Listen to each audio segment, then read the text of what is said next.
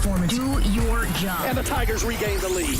The Game. A Cromwell Media Station. Mixing sports and a little bit of fun. This is fun! On your morning drive. This is Robby and Rexrode. With Robby Stanley and Joe Rexrode on Nashville's best sports talk. 102.5 and 106.3 The Game. And on the Game Nashville app. Ladies and gentlemen, it's showtime. And welcome into the Monday edition of Robby and Rexrode, 102.5, 106.3 The Game. Robby Stanley alongside Joe Rexrode, Michelle Knezovic here with you on this Monday morning. Hope everybody's doing well.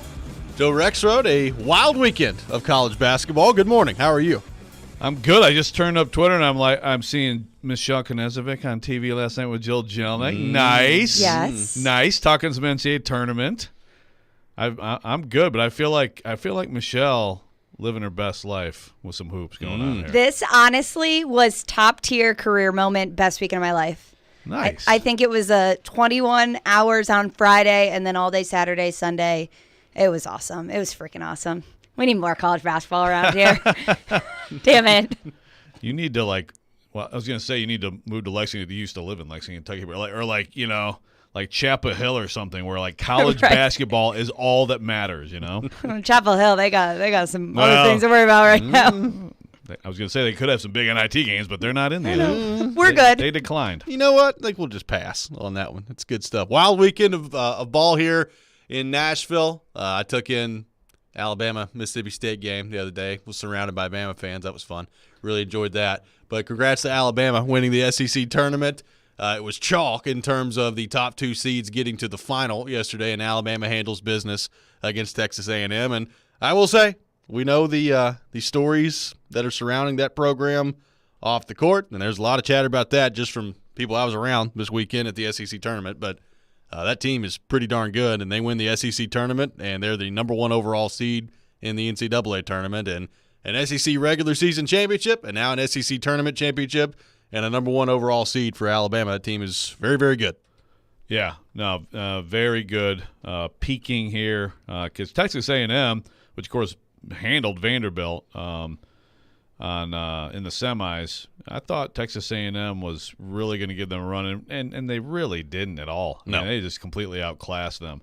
So Brandon Miller is obviously the best freshman in the country. I think he's going to be the highest drafted college player in the country. There aren't many players, period, better than him when he wants to put the ball on the floor and attack like he did this weekend. Yeah. And, Noah Clowney, by the way, is another first-round freshman for that team. Long, athletic. They play that Nate Oates, just launch everything style. And you got enough guys who can make enough shots, and that works out for you. So they're going to be right there. Yep, and Vanderbilt with a big win against Kentucky on Friday, and we wondered would that be enough to get them in the NCAA tournament. They never really had it in the Texas A&M game on Saturday, and you're talking about your third game in 3 days at that point. Sometimes we see this in conference tournaments, the legs start to go or whatever you want to blame it on, but they just didn't have it against Texas A&M, and we were wondering heading into Selection Sunday yesterday, would it be enough for Vanderbilt to get in the tournament? And the answer is not only no, doesn't even feel like they're all that close. No Vanderbilt in the tournament. Tennessee gets a 4 seed in the Eastern region, and we'll get into that coming up here in just a few minutes. But Vanderbilt left out of the NCAA tournament. Joe, your reaction to that and your reaction to some teams that got in ahead of Vanderbilt in the SEC tournament? Yeah. I wasn't surprised they didn't get in. I thought it was like about 50-50. And then I was like, after I saw the bracket, I'm like, I guess it was about 595, yes, actually. Wasn't even close. Apparently totally wrong. That's the thing. I mean, I look at this, and it's like, the Kentucky game, it was such a great performance. And, yes, I do think that it's third game in 3 days, but it's also 14 hours later, that late-night game, and that was such a physical, emotional game. So, whatever, that's what happens. If you're in that spot, just like if you're in the spot Vanderbilt was in early this season, then you have to – make this incredible run to give yourself a chance. But I think they thought they were in that locker room after the game, and I kind of did too. I'm like, man, I just feel like this team is playing too well now, and it's too many good performances and wins without Liam Robbins for that to be a big deal. I think if they would have beat Texas A&M, they still would have been left out. Imagine that. Yeah.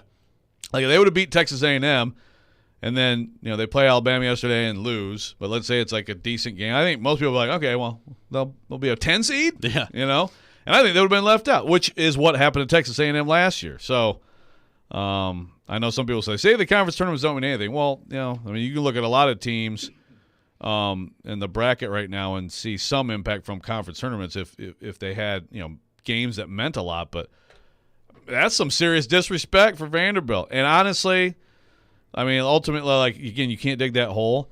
Also, like, listening to the committee chair talk about it, I'm like, are you guys just totally going, like, just look at the numbers and that's all you do? Right. I some of the stuff he said last night to me, I didn't like hearing because metrics are very important. But, Ken Pom and the net, the thing about both of them is they are predictive metrics. So it's not just like what you've done and everything, but it's again, it's like you're ranked based on like what you've done, but also predictive, like what you are predictively. And to me, like, and that's fine. It's okay to sort things that way. I feel like the net was used here to judge Vanderbilt, and I don't like that. And there are a lot of teams that got in that I think Vanderbilt would beat right now. But look, it is your whole season resume, and this is a great example of that. If you totally screw around early and just have a terrible November and December, it's going to be hard to come back from that. Well, and look, I saw Willie Donick was on the Preds broadcast last night, so it was good to see he made it through yesterday and got on the broadcast because I was worried for a second. I sent out a wellness check on Willie on Twitter, but this was kind of his fear that got realized in this debate that we talked about, and he kind of laid that out yesterday on Twitter as well. Liam on the text line says, it doesn't look like Vandy beating Texas A&M would have been enough. Putting aside my obvious bias for a minute, this focus on the entirety of a resume precludes teams from getting better and figuring out how to be great over the course of a season. Philosophically, where do you guys stand? Do you want teams playing their best as the season finishes to make the tourney, or do you want to be wrong? This from Liam on the text line. Thank you, Liam. Yeah, look, I'm with you, and I talked about it a lot last week. This is the committee it's a bunch of people sitting around, and first of all, they should be watching basketball. I mean, the committee chair, who I forget his name, I'm going to find it right now. It's every year at this time you've got the committee chair coming out at Chris Reynolds. So he's like, well, we can't watch every game. And I'm like, no one's asked you to watch every game. But again, like having gone through that mock selection, there was a lot of, it was like the results, watching, talking about teams, talking about injuries. But yes, right now has to matter. What are you now? What can you do in the tournament right now, right? And he made it sound last night like, I mean, other teams he was asked about too, like Oklahoma State or whatever. He was like, well, the non-league, and they did this and that. I'm like, I understand that's all important. The resume is a resume. But yes, you absolutely should care about what a team is at this moment. Yeah. Because like Vanderbilt right now would beat the absolute crap out of Vanderbilt from December. Some teams you can't say that even about. without Liam Robbins. Well, yeah, the way I'm saying playing. the way they're playing, like, yeah. even without Liam Robbins, they would. Like it's they've and so I don't like it. I don't like it, but I guess you got to adjust to this. You got to think in terms of, making a lot more hay next year. Vanderbilt should be good next year, but you can't have a 5-6 or even a 7-4 start. Let's think. Like you can't dig yourself a hole out of the gate because as we saw, it was really difficult to overcome. And look, there's a bunch of different arguments that could be made. But as the bracket was going out yesterday, I mean the Texas A&M being a 7 seed, that's getting a lot of attention around right now. Like people are irate about that and Texas A&M getting screwed and all this other stuff, but you could kind of tell as the bracket was being unveiled, which took forever, but as it was being unveiled yesterday, like as it was going on, like it became clearer and clearer, really even by like the second region that they announced that I think Vanderbilt may be in some trouble here. Right. You had the teams that are close with getting into and then when you saw Mississippi State in a playing game, you're like, oh boy. Now, all right, you could make a case for Vanderbilt to be ahead of Mississippi State. Could. But The committee would not make that case. The Mississippi State Twitter is all over me right now. Yeah. This is a problem with being a TV star talking trash about the Bulldogs. What's that one? Is that one Cowbell Twitter? Cowbell Twitter. Hog Twitter. You got all kinds of Twitters in the SEC you got to watch out for. The Woo Pig Clan. Woo Pig, yeah, there's a lot of things you got to keep your eye on when you're out there in the SEC Twitter. But, I mean, look, I think Vanderbilt fans, I think they've got a right to be upset this morning. Like, I was, when I got done watching that Kentucky game, I said, you know what, that's a tournament team. I mean, I understand their resume is what it is, and like you said, Joe, you have to factor that in. So I'm not saying that you just totally excuse the loss to Grambling earlier this year or even the loss to LSU recently. Like, you can't lose games like that. So I get all that. But one of the questions we ask ourselves is, do we think this team could win a game or two in the tournament? And I think the answer from Vanderbilt, to me, is clearly yes. I mean, they beat Kentucky again. They beat them twice. I mean, I think Kentucky's pretty good, and Vanderbilt, I think, as the year closed out there, and I know that they got drilled by Texas A&M, but I think they're pretty good. I think they're a tournament team. I think Vanderbilt fans have a gripe this morning. Yeah, and that's the thing. If you go through just the SEC teams, and you know the committee doesn't know. Okay, this league's got 7, and let's see. I mean, they don't do it that way. They go team by team. But if you just boil this down to the SEC, I'd have more confidence in Vanderbilt right now than. Actually, quite a few of these SEC teams. Yes. I would have more confidence in them Tennessee. than Auburn. Well, maybe Tennessee. Maybe. I mean, I would have more confidence in Vanderbilt than I've got at Tennessee right now, yes. Yeah, but but I would definitely say Mississippi State, Auburn, Arkansas is tough. Arkansas, question mark. Arkansas, I don't know. But Mississippi State and Auburn, for sure. Now, again, I'm not saying that they should be ahead of them in the pecking order based on resume, but number 19 strength of schedule, and these wins they got change your resume. Those wins, when you add them up, just the wins that they got since February, I think you could stack them up against some of these teams that got in and say, here are better wins. I just like early bad losses and the stupid net. It's just way too much to me was given to that by the committee. 615-737-1025. We're off and running on Robby and Rexrode. Vanderbilt misses the NCAA tournament. Tennessee, a 4 seed in the East region. We'll get into that coming up next. What's your reaction to Vandy missing the tournament? 615-737-1025. We'll continue that conversation. Speaking of the tournament, this March, take a shot at college hoops with a no-sweat bet on FanDuel Sportsbook. It doesn't matter if you're new to FanDuel or already have an account. Right now, all customers can tip off the tourney with a no-sweat bet. Just sign into your FanDuel Sportsbook account to claim yours today. Or if you're new to FanDuel, go to FanDuel.com/Rob to get in on the action. Then you can bet on everything from the money line to point spreads to that 5-12 seed matchup that you've been eyeing as well. We've talked about Alabama. They've been super impressive. How about Memphis making some noise yesterday in the conference tournament? I think a intriguing team to watch heading into the NCAA tournament, but you can take it any way you want to take it. All in an app that's safe, secure, and super easy to use. There's no better place to bet the tournament than FanDuel Sportsbook. Just go to FanDuel.com/Rob to join now or sign into your FanDuel Sportsbook account to claim your no-sweat bet today. Make every moment more with FanDuel. Must be 21 or older and present in Tennessee. Bonus issued is non-withdrawable bonus bets that expire 7 days after receipt. A max bonus bet of $5 unless otherwise specified. Restrictions apply. See full terms at FanDuel.com/sportsbook. Got a gambling problem? Call Tennessee Redline at 1-800-889-9789. Every Wednesday at noon. That fits the mentality of what they're going to do. Outkick 360's Jonathan Hutton joins Caroline, Willie, and D-Mace to talk all things Titans and NFL. Much more creative in how you go about calling certain plays. He's got opinions and insights on the two-tone blue. That doesn't mean that you can't have great or don't need great quarterback play. Catch Hutton every Wednesday at noon on 102.5 and 106.3 The Game and the Game Nashville app. In St. Pete, Clearwater, Florida, every day is a great escape. With 35 miles of white sand, there's no better place to get away. So let's explore the secluded beaches of Fort DeSoto or paddle our way around Honeymoon Island. Let's kick back, kayak, and catch crimson sunsets. Let's trade snow boots for bathing suits.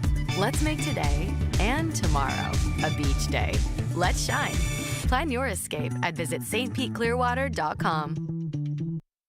It's that time of year. The insanity, the madness, the tournament, the ingrates showing up at your house to watch the games and eat all your food. You want to be a good host, but you don't want to be rooting around in your refrigerator. Central Barbecue has the solution. Bulk order some Central Barbecue deliciousness and pick it up before those animals show up. Go to eatcbq.com and order what you need to feed the crowd and let Central Barbecue do the heavy lifting. This year, show your friends you care about them. Feed them Central Barbecue. 2 locations in Hillsboro and Capitol View. Smoke is our sauce. Sports and leadership go hand in hand. In fact, 94% of women executives were student athletes. Play Like a Girl is creating a more equal playing field for the next generation of women in leadership. You can help too. Become a mentor, donor, or volunteer. Learn more at iplaylikeagirl.org/mentor. Hey, it's Jared for Hiller. Sometimes replacing equipment in your home can be overlooked until something breaks, but there's actually big problems that can come from outdated old vintage HVAC systems. Older systems require more maintenance and results in higher utility bills. This month during Hiller's Vintage Showdown, they're giving away a free HVAC system to the owner of the oldest unit. It's easy to enter. Just go online to happyhiller.com and submit a picture of your old unit. Everybody wins with a trade-in credit and 0% interest financing for up to 48 months on replacement. That's Hiller Plumbing, Heating, Cooling, and Electrical. Call the Happy Face Truck today. Get in on the conversation at 615-737-1025. The game text line is driven by Wilson County Hyundai. Online at wilsoncountyhyundai.com. We try to stay cool by being on social media. I'm with it. I'm hip. Follow us on Twitter at 1025 The Game and on Instagram at 1025 The Game Nashville. Hey! Oh, yeah, and like us on Facebook, too. You're locked into Robby and Rexrode Every morning, first thing. on 1025 and 1063 The Game and the Game Nashville app.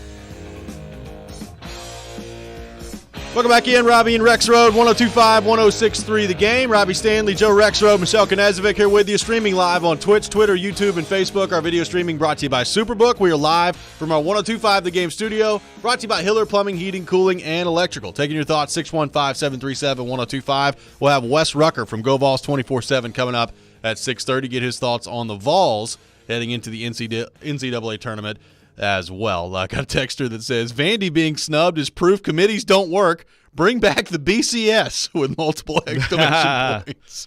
Very well done on the text line driven by WilsonCountyHyundai.com. Nice. Chuck very upset on the text line that Kentucky's in with a 6th seed with 2 losses to Vanderbilt, and Vanderbilt not making the field being a joke.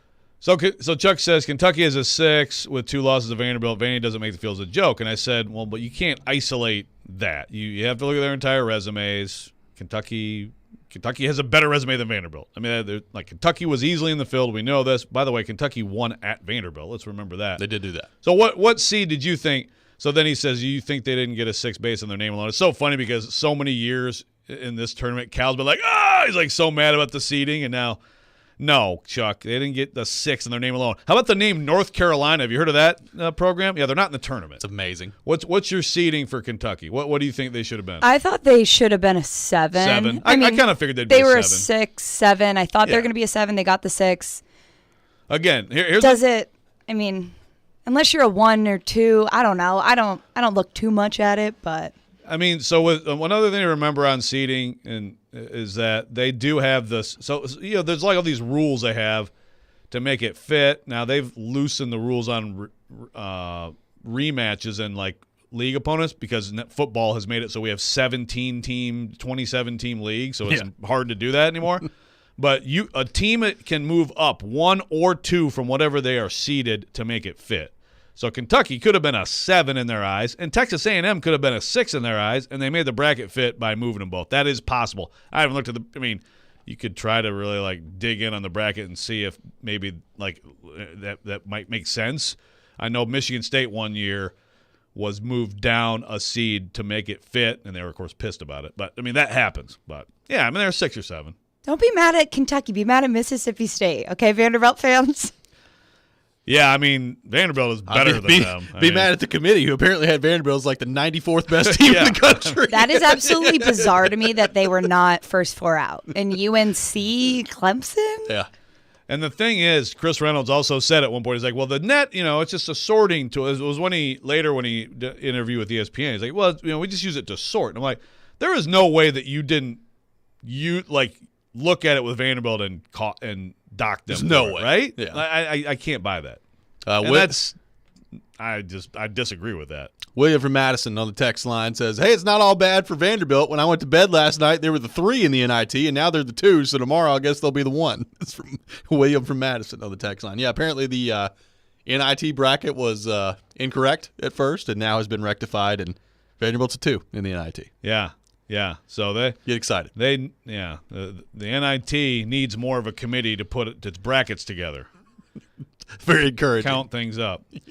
But yeah, Vanderbilt. So Yale coming in here. Yeah. So the Brainbusters opener, and then and then it could be Michigan coming in here on the weekend. So Vanderbilt fans will be interesting to see if they, how much they show up. They showed up at Bridgestone. They did pretty well. Speaking of Bridgestone, Gunner on the text line says, was that Joe right behind the announcers Friday night in the Kentucky Vandy game? Probably my favorite part of the SEC tournament and why I wish it was still going on. You got a lot of camera time for Joe Rexrode over the weekend, directly behind the broadcast. Like right there. And, my coworker, John Hollinger, took the seat to the right. And then I got stuck with that one. And, my gosh, that fat face filled that screen so many times. And I got so many texts about it over the weekend. And tweets. I think I texted you like 3 times about it. I'm sure you're like, Robbie, will you please shut up at some point over this weekend? Kyle Tucker got it yesterday. He did. I told Kyle, I'm like, you know what, man? The Athletic needs you to pretty up the Athletic here on TV. I had the perfect seat. I was diagonal behind him, right behind Jimmy Dykes. It was perfect. He hid me. Just great stuff over the weekend. Joe, Tennessee, a 4 seed in the East region. So the Greensboro part of this that we've discussed many times, not a reality for Tennessee Vols. They're going to be in Orlando, as you're very familiar with. And yeah, thanks. A nice 8:40 local time, but 9:40 Eastern time start coming up later this week for on Tennessee. A Thursday. So looking forward to that later this week. What did you make of Tennessee, the loss to Missouri in the SEC tournament, and now ending up as a 4 seed taking on Louisiana coming up on Thursday? I thought Tennessee's resume was still a 3 resume, but they haven't played well. So I guess they watch them play. I guess so. So with Tennessee, we watch them and say, knock them down a spot. But I did think they'd be in Greensboro, which is why I had to cancel a flight last night. But, this happens. It's so exciting to book a flight to Orlando. But they have more Chili's in 1.3 square radius area. It's amazing. I assume it'll be warm, so that's good. That's true. No, it's not a great draw, except it's funny because I looked at a lot of analysis last night, or watching the analysis, and there's a whole bunch of, that's a great draw for Duke, because Duke just won the ACC tournament, and we all think it's going to be Duke against Tennessee, or I don't know. I mean, Seth Davis immediately, Louisiana. There's a lot of people that are going to pick Louisiana to beat Tennessee, but it's funny, all year long, if you told me like Tennessee and Duke are going to play here, there, or in a neutral site, I'd be like, Tennessee will probably beat them soundly. Yeah. Now, Duke it's the freshman, loaded talent, and they gotten better, so they're dangerous, but I think people that are just dismissing Tennessee here are wrong, except if you tell me right now that Louisiana wins by 12 Thursday, I'm also not shocked. I have no idea. Tennessee is Tennessee's worst enemy, and Tennessee is absolutely good enough to be in New York City in the Sweet 16. So we'll see. Louisiana is, it's a tough draw. You're a 4. Those 13s can be really good. Yep. Kent State, if anybody's watched Kent State, they have Indiana, right? I think so. I'll tell you what. I'm going to tell you right now who I've got on my bracket. Not Indiana. Kent State is really good. So the 13s can be good. Jordan Brown is, he's a former McDonald's All-American 5-star, was a Pac-12 6th man of the year at Arizona. And in that league, he's absolutely dominant. So they got a great player to deal with. What's that? This is why I love you. You can break down Kent State. Well, awesome. They have this dude, Sincere Carey. He's amazing, man. So all last week I worked on NCAA capsules. So we have capsules of all the teams. So I did a 4th of them, but those 2 teams were 2 of the teams that I had. So I watched them. Yeah, Anyway, Also, Furman- Sincere Carey is awesome. Also, Furman, since we're throwing out our Cinderellas There right you now, go. Furman over Virginia. The Paladins. There you go. Yes. I'm not I'm not down on that one. I put this out there on Twitter yesterday for the Tennessee fan. I sense zero optimism. I mean, none. There's none from Tennessee fans, and I get it. I totally understand it because Ziegler's hurt and they've not played well. All these things. They are a 4 seed. I mean, a 4-5 matchup against Duke, I still think it'd be pretty interesting for Tennessee. Like, I don't think that they just have no chance to beat Duke, even with Ziegler out. No. Look, Duke looked great this weekend. I think Duke also could be. Every year there's like some teams that look super hot in their conference tournaments, and everybody starts getting on them. It's like, ooh, watch out for this team, and they lose right away. Oral Roberts, yeah, that dude's still there. Who's Max A? Who I butcher his name. I mean, 2 years ago he was like one of the stories of the tournament. Yep, that dude could put 38 on Duke and beat them in the first game. I'm telling you. Yeah, it's going to be really interesting. And look, we see this all the time. I mean, that's these things happen in the NCAA tournament. Now that region, the East region, when you got Memphis in there, Tennessee, Kentucky's in there, Michigan State's in there, Marquette's in there. That's beyond the fact that just Tennessee's in there. That's a very fascinating region to me. How about Memphis sneaking up and win the conference tournament yesterday? Yeah, taking down the number 1 team in the country. Now there's injuries involved. Right, Marcus Sasser didn't play, but still, no. Kendrick Davis from Memphis. That is a very good team. And by the way, that was the opener for Vanderbilt. That would have been maybe that made the difference if they would have won the very first game against Memphis. No, Memphis is a very dangerous, very good team, and that's the region is it's interesting. I think it's stronger than some of them. I like Purdue. I think Purdue, Tennessee in the Sweet 16 rematch 4 years later could be interesting. I mean, the thing is, Tennessee has more big people to throw at that guy than just about anybody if they get there. I'm already talking about the Purdue-Tennessee Sweet 16 matchup, everybody. Looking forward to it. Coming up next, speaking of Tennessee, we'll be joined by Wes Rucker from Go Vols 24/7. We'll get his thoughts on the Vols heading into the NCAA tournament, his thoughts on the bracket as well. You're listening to Robby and Rexrode, 102.5, 106.3, The Game. Hey, I'm Ryan Johansson, and this is Smashville. Back to Johansson, and Johansson tips it in with one hand on the stick. You're listening to the flagship of the Nashville Predators radio network, ESPN 102.5, The Game. Over the years, more men have started to seek help for hormonal deficiencies and imbalances, and Dr. Jeffrey Lodge and wife Daphne, along with their experienced staff, give men the treatment required to improve your quality of life, improve your immune system, energy level, cognitive function, and more. There's no better time to achieve a healthy lifestyle. What are you waiting for? Give Cool Springs MD a call today for an appointment at 615-486-3458 or visit our website at coolspringsmd.com. In football, we all take our hits, but protection keeps you in the game. That's why I always wore a helmet and pads on the field. Life too comes with risk, so I got vaccinated and boosted for COVID-19. Hi, this is former Tennessee Titan running back and 3-time Pro Bowler Chris Johnson. Talk to your doctor and get the information you need to make an informed choice. Gear up, Tennessee. Protect yourself and your family against COVID-19. For more information, go to nflagearup.org/Tennessee. Hoop fans looking for some fun action this Thursday and Friday's tournament games? Head over to Brewhouse South in Cool Springs. Superbook Sports will be there with awesome merch to give out and fun betting options. Brewhouse South and Superbook for round 1 hoops action. There's never a good time for your furnace to go out, especially in the winter, but it's always a good time to call Lee Company. Our heating and air conditioning pros are available 24/7. No heat? Don't wait. Call Lee Company now at 615-567-1000. Our expert technicians will diagnose the issue and fix it right the first time. When you're cold, you need someone you can count on to bring the heat. Call Lee Company now at 615-567-1000 or visit leecompany.com.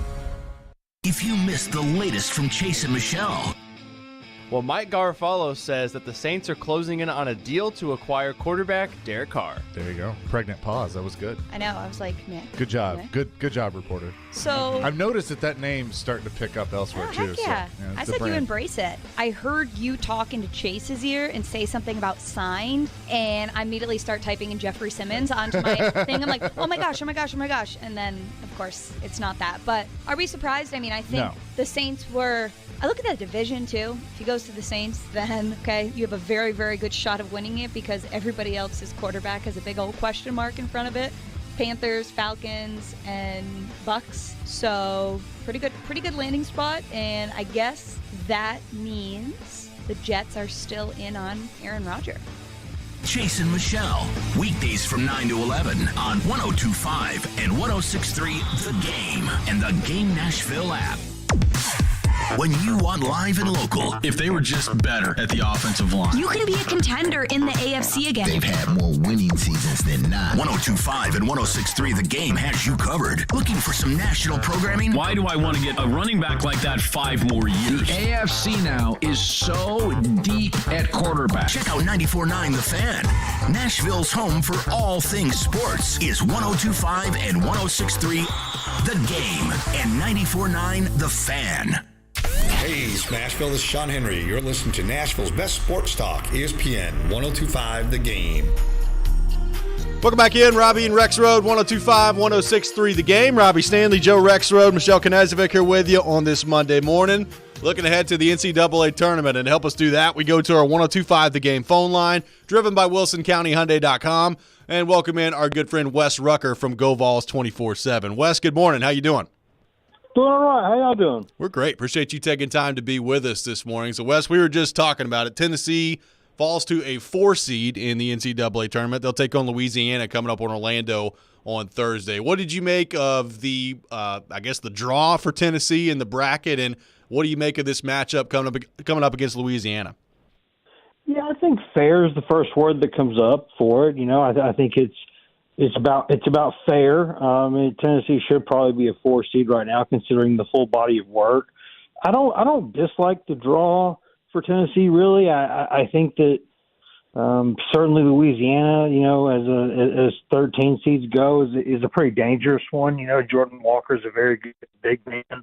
They got some guys who can give you some trouble, but that's a game Tennessee should win, if I'm being honest, even without Zakai Ziegler. And then, of course, you know, if you get past that first game, the real tournament starts. And Duke's certainly a tough team. You know, Duke's playing a lot better lately. That's a tough matchup. You'd probably rather play them in Orlando than Greensboro, so they kind of caught a break there. But there's certainly nothing. There's some tough matchups for Tennessee in that game. And then if you get past that, you go to Purdue in the Garden, which you know what you're getting when you play a team like Purdue. So, I mean, the road is challenging, but it's supposed to be, right? I mean, you're not supposed to play easy walkover kind of games in this tournament, really. So I think Tennessee got a pretty decent draw. I don't think it's an impossible draw, but for Tennessee right now, they got questions they got to answer. Yeah, and some of the same things, you know, that's what's interesting, Wes, is, of course, Rick Barnes talking the other day after the Missouri loss about, you know, some things that are, I guess, kind of maybe naturally going to happen. You lose your point guard, like even just, it's you're the guy who needs to be back on this, right, and transition, gave up a couple runouts maybe because they, you know, kind of messed that up. But I thought that, Meshack in particular, especially defensively, I thought you saw this weekend, like, they're fine there. And I feel like he, offensively, we'll see. He had a really good offensive against Missouri, but I feel like he needs to be on the floor to guard the opposing point guard. What do you think about him and just where they are in terms of replacing Ziegler? Yeah, I mean, the thing about it is, and I think it's funny that you mentioned Meshack as the guy, because Meshack, just the night that Ziegler got hurt, that very night, I talked to Jemai Meshack, and he said, you know, you don't replace Zakai Ziegler. There's things that he does that nobody else on his team can do. There are things that he does that really nobody else in the country does exactly like he does them, you know, and the energy he provides. There's a lot of things that he is very unique in as a player, just because of his size, his strength. There are things that he does that other guys are going to have a hard time doing. But that's sports, right? You gotta go to the next guy, and Meshack's a guy who can defend the ball because there's some guys on that roster, especially now. I mean, Josiah Jordan-James is not as mobile as he usually is. Julian Phillips not as mobile as he usually is. Those guys are dealing with injuries. Tyreek Key not as mobile as he usually is. They're just not. They're not moving as well. They got bum ankles or hips or knees or wherever they are. But right now, Meshack's a guy who is healthy, and he's a guy who does have twitch, who does have good size and length for the guard position. He's a guy who can do those things. So yeah, I think Meshack's got to be on the floor a lot because he can stop the ball. He can prevent some of those runouts from happening. Maybe there are things he can do because of his size that Ziegler can't. So I think by making the most of a tough situation, yeah, I think you're going to have to see Meshack on the floor quite a bit. Wes Rucker with us here on Robby and Rexrode. So, Wes, we were talking about this. I sense zero optimism from Tennessee fans. Zero. And I get it. That Ziegler's out, obviously, and they've not played as well coming down the stretch here. But I almost feel like Tennessee fans need a shot in the arm. Why should Tennessee fans be optimistic heading into the NCAA tournament? Well, because you still have one of the better defenses in the field, I think. It's a different defense without Ziegler. The ball pressure he provides, it changes things quite a bit. It makes other guys have to do what they do. But it also makes you a better rebounding team. It makes you a little bit more, strong as a team. There are things that you still have that they're pretty good. I mean, it may not be quite the same defense without him, but it's still a really good defense. It's still really good. They still can do things out of that set, and then they have some size, and they can kind of go get you that way too. So I understand why people feel the way they do. Really, I do, because there's not. I don't know if the ceiling without Ziegler is as high as it was before. Well, if we're just being honest, it's not the same team. That doesn't mean it's a bad team. That means it's a team that's got kind of you don't have to get an inside straight draw, but you have to do things. There are things that you do well, and now you have to do them well. They're not quite as optional for you to do well. So I think they still have the ability to go be a good basketball team. They just have to go out there and do those things. I mean, what they did against Mizzou was not bad. It wasn't great, but it wasn't bad. It gave them a chance to win the game. They just could have played a little bit better. Then it would have been an issue at all. They'd have won the game. So if there's one guy on this team, Wes, offensively, who you would pick for Tennessee, say, this, not just, playing well, but also like getting opportunities offensively, who would that be? Who comes to mind?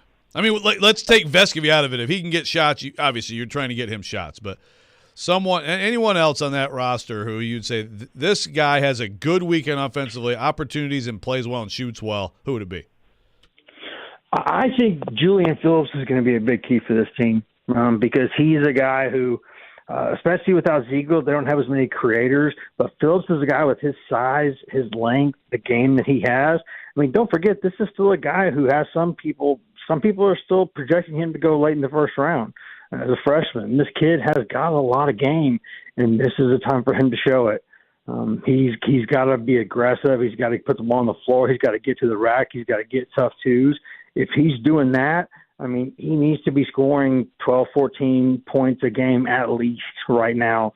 They need him to go out there and score because James, with his knee and with his ankle, he's going to be a little up and down. He's not the same player. He doesn't have the same explosiveness that he normally does.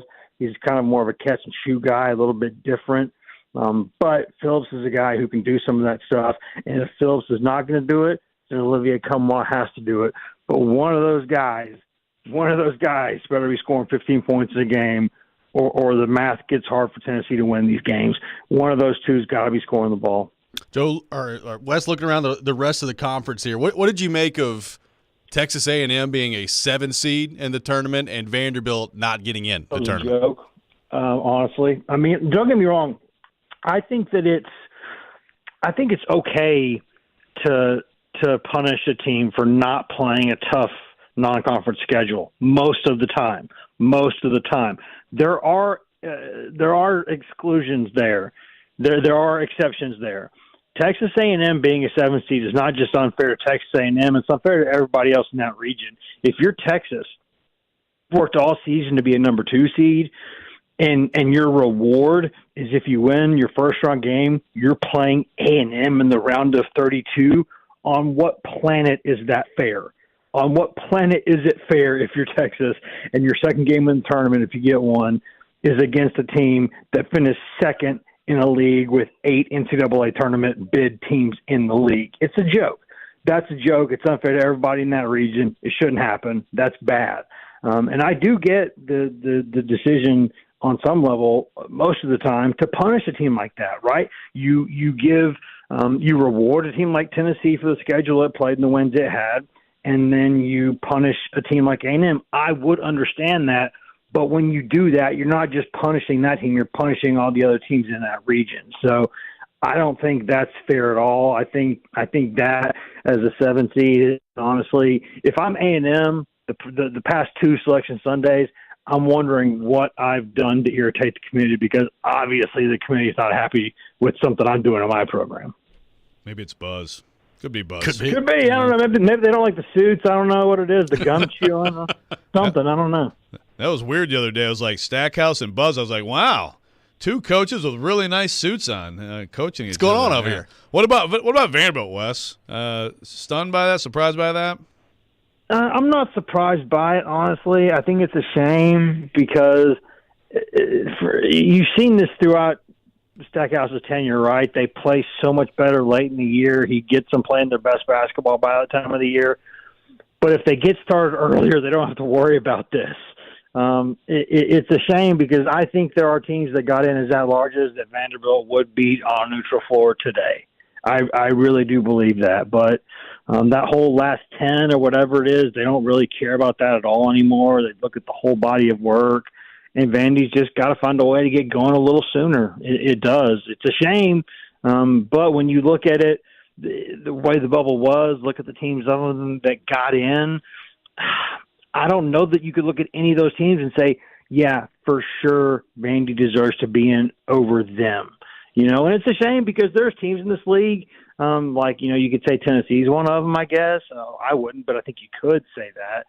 Like Auburn, there are some teams that got kind of overseeded a little bit in this tournament. But the second you saw that State was going to the first 4, you knew Vandy was out right then. You just knew it was. That's just how it was going to be.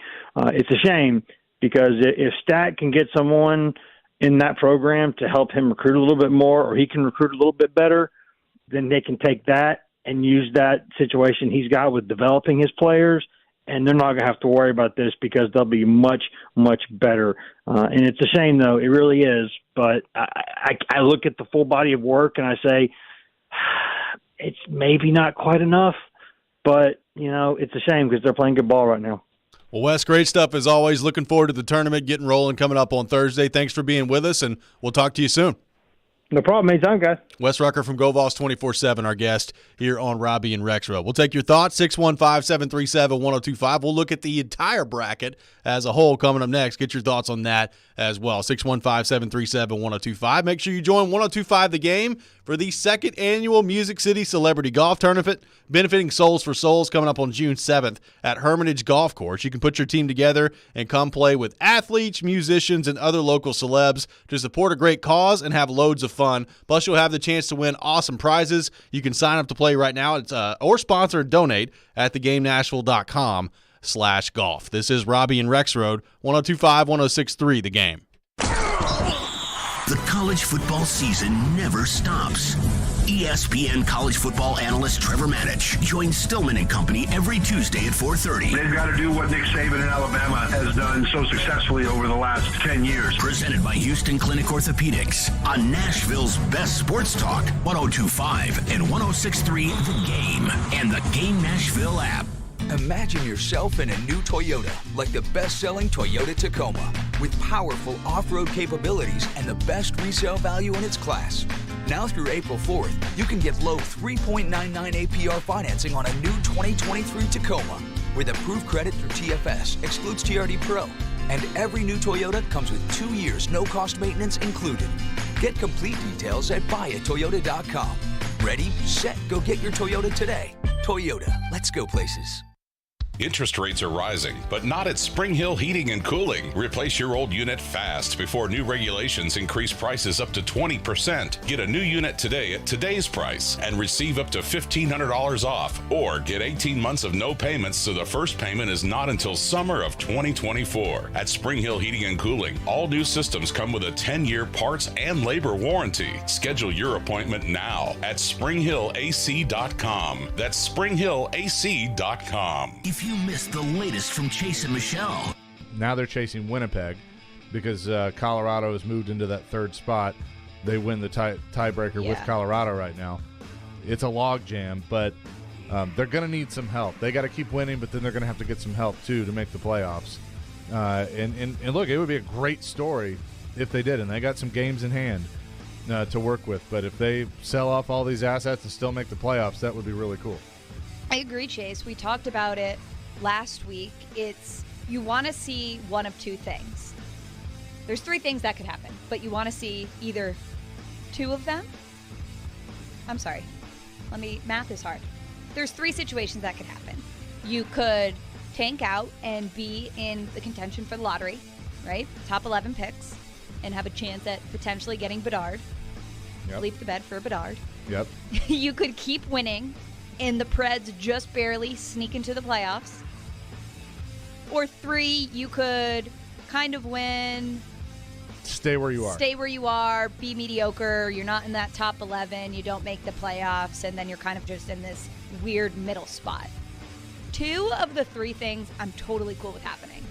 First one being, if you kind of lose out and you're on a hot streak for a little bit, and then you don't find yourselves in a playoff spot, but you still have an opportunity to be in that draft lottery to go for Bedard. Yeah, it'll be a very, very small percentage. But listen, you still have that opportunity while you are in a rebuild right now. Or see if these young players, this young group, can go on a bit more of a run, keep winning, keep stacking those wins. You're 6 points behind right now. I think about 23% chance to make the playoffs. Chase and Michelle, weekdays from 9 to 11 on 102.5 and 106.3 The Game and the Game Nashville app. A show that lives and breathes sports. Focus in. From the SEC. Credit to the Alabamas, the Georgias, and the Ohio States of the world. To the Preds. They've been in a lot of really tight games, but they're not winning enough of them. To the Titans. He's talking about what this franchise has built over the years. Caroline, Willie, and D-Mace. What is this? Check it out. Weekdays from 11 to 2 on 102.5 and 106.3 The Game and the Game Nashville app. You're listening to Robby and Rexrode. It's part of this nutritious breakfast. On 102.5 and 106.3 The Game and the Game Nashville app. Play hooky and join 102.5 The Game at Jasper's, located at 1918 West End Avenue this Thursday for the first day of tournament games. And while you're there, take advantage of the Shot in a Beer special. That's a shot of Nelson's Greenbrier Tennessee whiskey plus a bottled domestic beer for just $10. Jasper's, they've got an oversized bar, TVs, and a game room that make them the place to be to catch all the games. Make sure you check that out coming up on Thursday as the tournament gets started. 615-737-1025, taking your thoughts on our phone and text lines, driven by WilsonCountyHyundai.com. And, Joe, speaking of the tournament, the bracket is out, and I assure you that I will have a perfect bracket. Trust me, it's going to happen this time. I believe it. I think so. Alabama, the number 1 overall seed. Houston snagging a 1 seed as well. Kansas and Purdue rounding out the 1 seeds in the bracket. Some very intriguing first-round matchups as well. You brought up Indiana-Kent State, which I know you're going to be all over. Looking forward to that one coming up later this week. But Texas A&M and Penn State, as Wes brought up in the last segment. Texas A&M a 7 seed. Kentucky taking on Providence, which I know Michelle is very much looking forward to coming up. Yeah, really, the first round, like. B-Hop. I know. I saw your tweet. You scared of Providence? I mean, they're not a cupcake. I mean, listen, they couldn't beat a cupcake team last year, so maybe this will be different. But no, one of their former players now lighting it up with the Friars. Yeah. He's gonna be motivated. I know. He is, but some interesting matchups out there. We've talked about Tennessee in their matchup against Louisiana, but the 4-1 seeds, Alabama, Houston, Kansas, and Purdue. It's really interesting to me. Like Alabama, can they Can they put it together? Can they keep going long enough? I still wonder, like, if somebody can play good enough defense to shut them down on the perimeter, can they overcome that? We'll see what happens there. But, I mean, they're the number 1 overall seed. They're going to have a good chance to win the tournament. Yeah. I mean, I've already had to fill out my Final Four. So I can tell you that in that region, I went with Arizona. I watched the Arizona-UCLA Pac-12 title game. Man, Arizona is really good. That would be an amazing game. If we could somehow get Arizona, Alabama playing each other in Louisville in the Elite Eight, that would be an amazing game. But I'm trying to think, I think Alabama's got a pretty good path. Like a team like Virginia, if they get out of Orlando, they're going to be, in the same building with Tennessee. So I get to watch some Tony Bennett basketball. Get excited. God.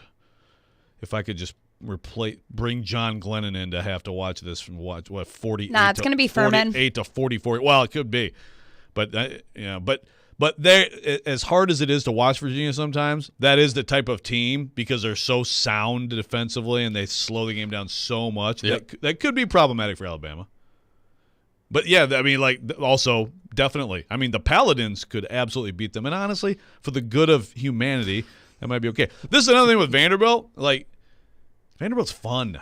They're fun to watch. I hate to keep going back to Vanderbilt and twisting the knife, but they would have made the tournament better because it's a fun basketball team to watch. You just want Virginia to be permanently excluded from the tournament.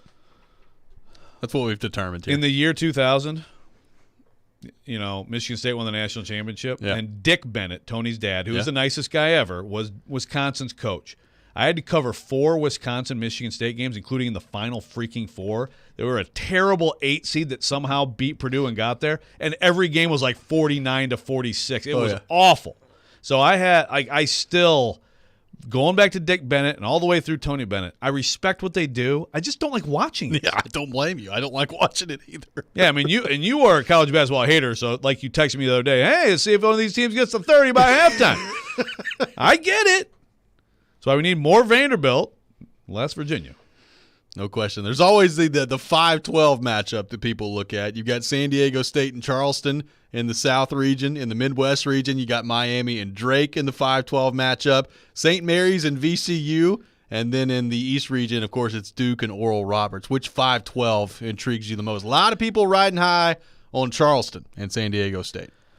Yeah, I mean, that's obviously the 5-12s are the ones that people like to point to a lot. That's I don't know. I don't have. I mean, I think that I'm struggling right now to read my bracket. I'm squinting right now at my bracket, which is 2. Seriously, I've been trying to pause. I don't have the eye power anymore to read the bracket in front of me. This is a very sobering and sad moment on the show. It's a great moment. Yeah. So now I'm trying to find a bigger bracket. But it's interesting because I actually do kind of think that the 13s might be a little more interesting this year. I mean, Charleston, San Diego State, I feel like that's I haven't been able to watch either of those teams too much. Drake's good. Drake's good, but I like Miami. I will tell you, if there's one that I think there's a super overseeded team in this tournament, it's St. Mary's. St. Mary's is a great example of the metrics are great for them, and they're good. Right. But I watch, and I know sometimes games get out of hand, but I watch them play Gonzaga in the title game, and Gonzaga won by 28 or whatever. But I don't see players on that team that really move the needle. Now, VCU plays that style. I think that's one. Look, I think Oral Roberts is the threat. No one's going to pick Oral Roberts to give Duke a game. I really don't think they will. I think Duke won the ACC tournament. The teams that play great in the conference tournaments, people are always on them, and there's always at least a couple who totally fall flat on their face after. And I'm just saying, man, I think Oral Roberts could really make things interesting against Duke. Let's go to the text line driven by WilsonCountyHyundai.com. Ben from Cumberland City on the text line says, Vanderbilt not making it in the tournament is criminal. Save the body of work or help with recruitment. The last caller said, I think talking about Wes, I'm a Kentucky fan, and that Vandy team earned it. They should be in, period. This from Ben from Cumberland City on the text line. What do you think is going through Jerry Stackhouse's mind today is now they have to prepare for the NIT, and obviously, I mean, look, he was fired up after that Kentucky game. I don't know if you saw him on the set of the SEC Network or not. Oh, yeah. He fired up after that win. And I agree with you. I think they probably thought they were in there. But what do you think is going through Jerry Stackhouse's mind today? Yeah, well, yeah, that had to be pretty disappointing and sobering. That's the thing. It's like, okay, now you have a game tomorrow. And it's a home game. And you want your fans to show up and you want to make another run in the NIT. I mean, you don't want to make too many runs in the NIT. It's like, you do not. It's like, that's great, but, you don't want that to become like the tradition. But last year, I think it helped them. I mean, it was a good thing for him and them to make that run. They looked good. They were playing really well. The game against Belmont was exciting. So the thing is, like, that's what's sad, I think. I think Stackhouse feels this, and he said it, and I agree. Like, this is a special team, what they've become now. And so it's just too bad. But, yeah, stay together and keep playing basketball. I mean, if Michigan comes in here, obviously it gets overshadowed. It's on the weekend with the NCAA tournament going on, But that's a fun game. That's kind of a big-time game of two teams that, are good enough to be in the field. Yeah, I'm looking forward to seeing how they respond there. Looking forward to Tennessee and what they can do in the tournament. Can they figure things out offensively enough without Zakai Ziegler? And it is an intriguing matchup against Louisiana. Everybody's going to be looking ahead to Duke and Tennessee, and I'm interested to see how Tennessee responds against Louisiana. They got to get there first. And, I don't know what you're going to get from this Tennessee team on a game-by-game basis, and that's a scary place to be come tournament time. Well, they need to go ahead and just do the thing that apparently Georgia football is still allowed to do, and whoever else out there. Like, they actually are being disrespected. They actually are being doubted. So use that. Like, a year ago, we're all talking about Final Four for Tennessee, and of course they're going to get through those two games in Indy. Well, right now, people are immediately saying, oh, upset special Louisiana. Yeah. And everybody's writing Duke in on their bracket. So, like, get mad. Like, the pressure, like you said, Tennessee fans aren't excited, don't have a lot of optimism. That also should relieve some pressure. Feel that, use that. But just be smart. Like, they just don't hurt themselves and make dumb plays. They're way too good for Louisiana, and I think they're too good for Duke. But we may see. We may get to find out. Coming up next, it was a wild move in the NFL over the weekend that changes the dynamic of how the NFL draft is going to go down coming up next month. And today is also the beginning of the legal tampering period in the NFL as well. We'll get into all that coming up next. This is Robby and Rexrode, 102.5, 106.3, The Game. Every day we are live and local. Most people pick them to make the playoffs before the season even started. And your source for Nashville sports. He can still wait for 5 more games before he makes that decision. We are Nashville's best sports talk. 102.5 and 106.3 The Game and the Game Nashville app. ElectronicExpress.com. We make it happen. Our diamonds are direct from the source, direct from the cutters. There's no middlemen, there's no markup. Meet Ben Wilkes, 10-year jewelry professional at Genesis Diamonds. We've got everything from half a carat all the way up to 15 carats and everything in between. So I never have to go looking for something. And if you're in search of that one-of-a-kind designer ring. Lots of times they come in and she's got a very specific picture, something that she wants, and she's shocked and amazed when I go right to a case and pull exactly what she's been looking at out. And beyond the best price and selection, every customer at Genesis gets one-on-one personal attention with no hidden agenda. Every customer that I've ever worked with has my personal cell phone number. It doesn't come from an automated system. It is person-to-person interaction. We're not on commission, so what that means is regardless of what you buy or don't buy, I'm paid the same. Genesis Diamonds. Here you get more, you get bigger, better, you get prettier. The quality, the selection, transparency, customer service, it can't be touched. It's unmatched. Green Hills and Cool Springs. Finding great people to hire is like trying to find a needle in a haystack. It's pretty difficult, right? Well, ZipRecruiter has mastered finding a needle in a haystack, so they take it to the next level. They make hiring so simple that it's like finding a needle in a needle stack. And that's why you should try ZipRecruiter for free at ZipRecruiter.com/radio. Here's what it's like to use ZipRecruiter. They have so many qualified candidates that it's easier to find the right ones for your roles. In fact, 4 out of 5 employers who post on ZipRecruiter get a quality candidate within the first day. That's a lot of needles. So how do they do it? ZipRecruiter's powerful technology sends you candidates who are a great match for your job, and you can even invite your top choices to apply. So if you want less hay and more needles, head to ZipRecruiter. And right now, you can try ZipRecruiter for free. That's right, free at ZipRecruiter.com/radio. That's ZipRecruiter.com/RADIO. ZipRecruiter.com/radio. ZipRecruiter, the smartest way to hire. When you want to rock.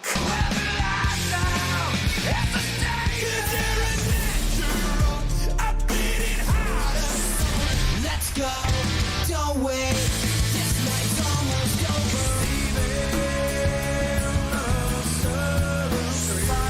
Do all the monsters come out at night? Why do we sleep when we want to hide? We are Nashville's rock station. 102.9 The Buzz. Your Game Center update. NFL free agency begins today. Late Sunday afternoon, Ian Rappaport reported Jalen Ramsey would be traded to the Miami Dolphins. Alabama beat Texas A&M for the SEC Championship 82-63. Alabama also earned the #1 overall seed as they head into the tournament. Tennessee will be the 4 seed, playing the late game on Friday against Louisiana. And after a big run in the SEC tournament, Vanderbilt misses the tournament, and they'll be the 2 seed in the NIT. This is Vanderbilt's first 20-win season under Jerry Stackhouse, and he credited the transfer portal for some of their success. You know, Liam Robbins was a transfer and Ezra Manzon. Ezra Manzon was a junior, but he gave a year back. You know, I mean, he gave up, a whole year of credits because he wanted to be here and be a part of what we were building, and he's been, a tremendous, blessing to what we've been able to do. I mean, having that point guard, especially after losing Scotty, I think that's why everybody picked us, so low. I mean, we were picked.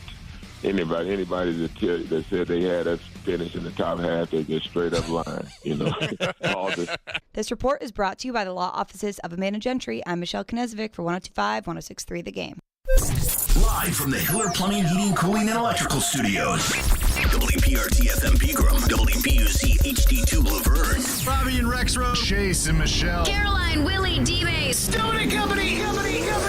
Nashville's best sports talk. Crank it up.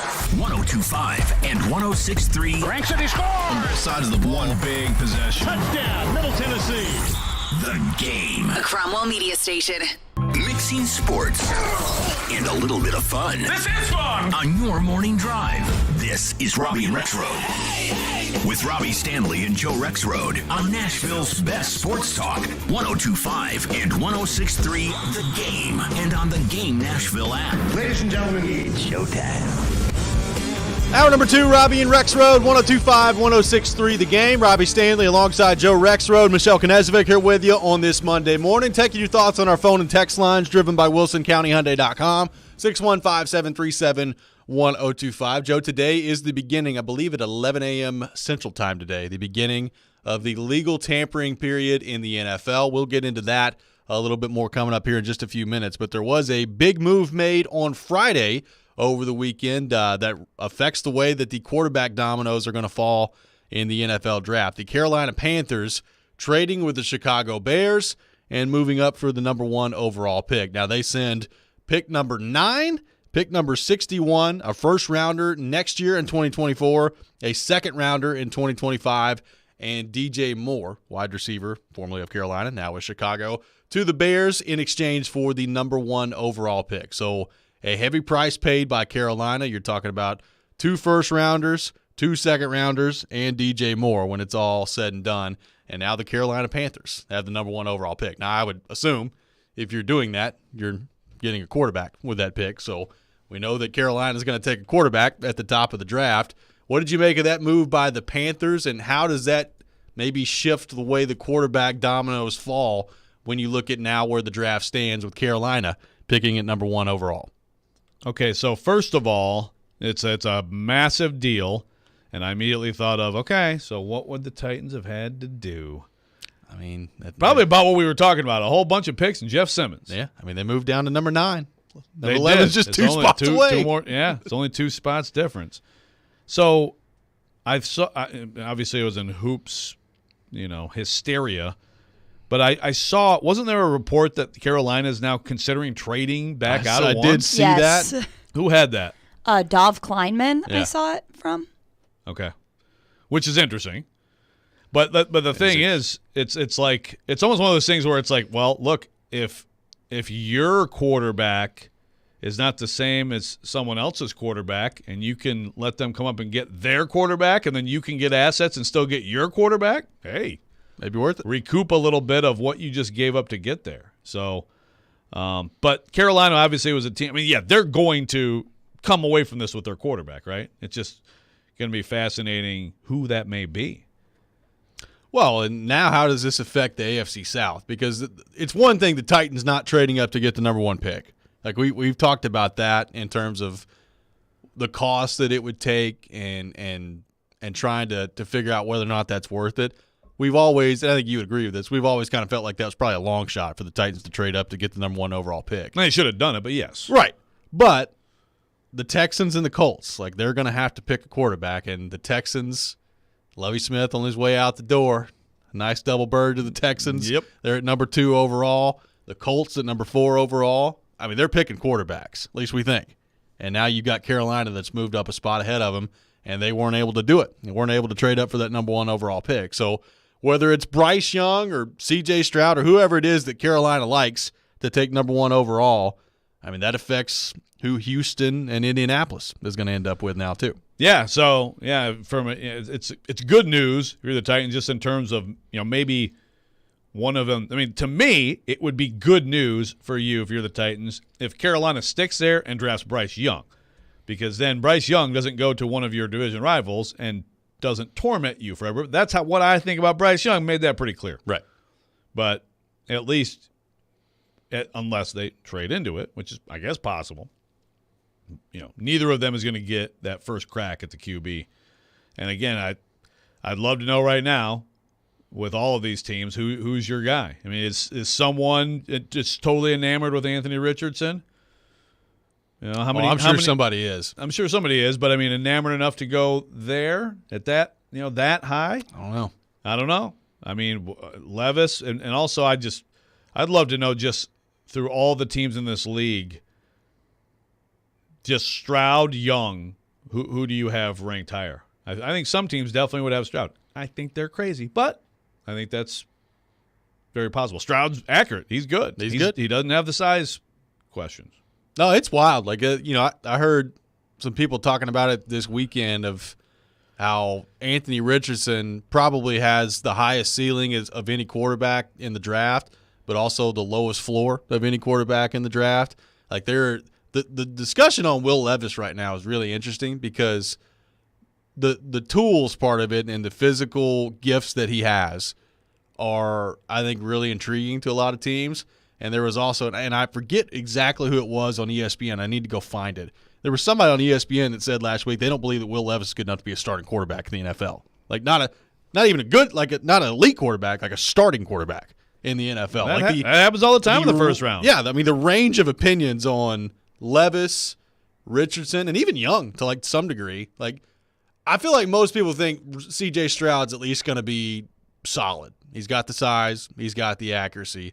The range of opinions, particularly on Richardson and Levis, are pretty wild out there. It is. No, it's just going to be fascinating. And again, it's so much of this is going to be where you end up and the support around you and so many factors that aren't in your control. But I mean, any of these guys could be total bust. Well, except Bryce Young. There's no way he could be. Yeah, he's Drew Brees part deux. But no, I mean again, out of these guys, chances are maybe one of them comes close to what you hope based on where he's picked. That's go through the drafts. That's basically, Every once in a while you have these crazy years where you have several guys who become, the Josh Allen, Lamar Jackson draft, okay? Yeah. But way more don't work out than do. And, I feel like that's kind of the same thing with Richardson and Levis. I think the high floor, low ceiling is true of both of them. Yeah, I would agree. That's a heck of a move, though, for Carolina to make. I mean, Frank Reich, as we know, now the head coach there, and you're talking about 2 first-rounders that you've given up, 2 second-rounders, and DJ Moore. And that's after the big trades last year. They gave up Christian McCaffrey and Dennis Daly in the same year, too. So, a lot of maneuvering going on by the Carolina Panthers over the last calendar year. Frank Reich is giving the double birds to Irsay and finally getting a awesome. quarterback. I didn't even think about that, of them just moving right past the Colts. Hey, guys, we're going to go right up here to number 1. Thank you, though. Appreciate it. He's like, I never got to draft one with you all, so I'm sick of the quarterback carousel. That is a great point. Irsay's got to be like, we are getting that pick. He's fuming. Yeah, I don't know. Half the team. I mean, I'm interested to see how that works. I'm also interested, like when I saw that Chicago was trading down to number 9, my first thought was beyond you have to take that deal because that's a whole lot of compensation that you're getting back. But I also wonder if Chicago's thinking, you know what? We think Jalen Carter is going to fall, and we think we might still be able to get in there at number 9. I wonder if that's part of the thought process. Could be. I'd be surprised if that happened. I would be too. I guess I got to go through all the teams, but yeah, I'd be surprised, man. Unless there's information we don't have right now. There are some reports. NFL GMs are convinced that he's falling out of the top 10. I'm just saying. McShay had him in like number 12 I think that's overall. A bunch of people blowing a bunch of smoke. It could be. By the way, just when I thought of that, the draft real quick, the Josh Allen, Lamar Jackson draft, which was 2018. Josh Allen 7. Lamar Jackson, of course, goes late to, where did he go? Yeah, he went last pick to the. But also let's remember, even that draft, number 1 Baker Mayfield, number 3 Sam Darnold, where is he? There you go. Number 10, Josh Rosen. Oh, so yes. even that draft, which is like, wow, you get Lamar Jackson, Josh Allen.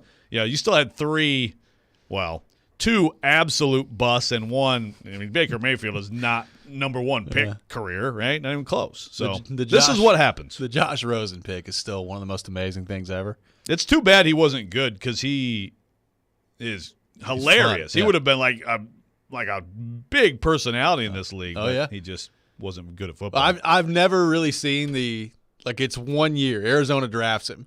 And then a year later, like, yeah, he sucks, man. We're going Kyler Murray, number 1 overall. Well, yeah, they go 1 year like he stinks. Let's fire the coach too. Yeah. Okay, just amazing how that works out. 615-737-1025. We'll continue the discussion on the NFL. Some moves made by the Titans over the weekend, and 1 contract signed around the NFL that could heavily affect the Jeffrey Simmons discussions as well. We'll get into all that coming up next. But first, Joe Rexrode has a word from our friends at FanDuel Sportsbook as his favorite time of the year is coming up later this week.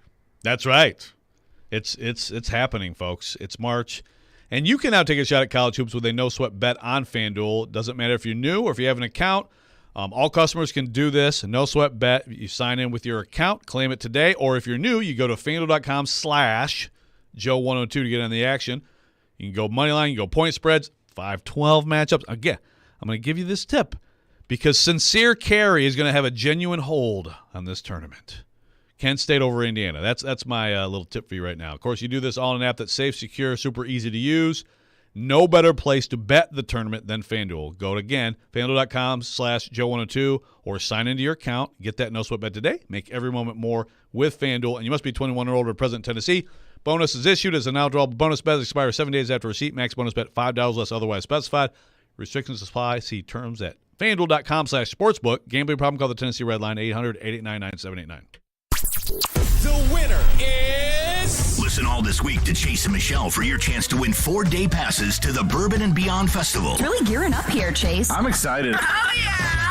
It's the world's largest bourbon and music festival, coming September 14th through the 17th in Louisville, Kentucky. Makes you want to dance. Yeah, I love it. Let's move to it. Listen all this week for your chance to win on Chase and Michelle. I am listening. From 102.5 and 106.3, The Game.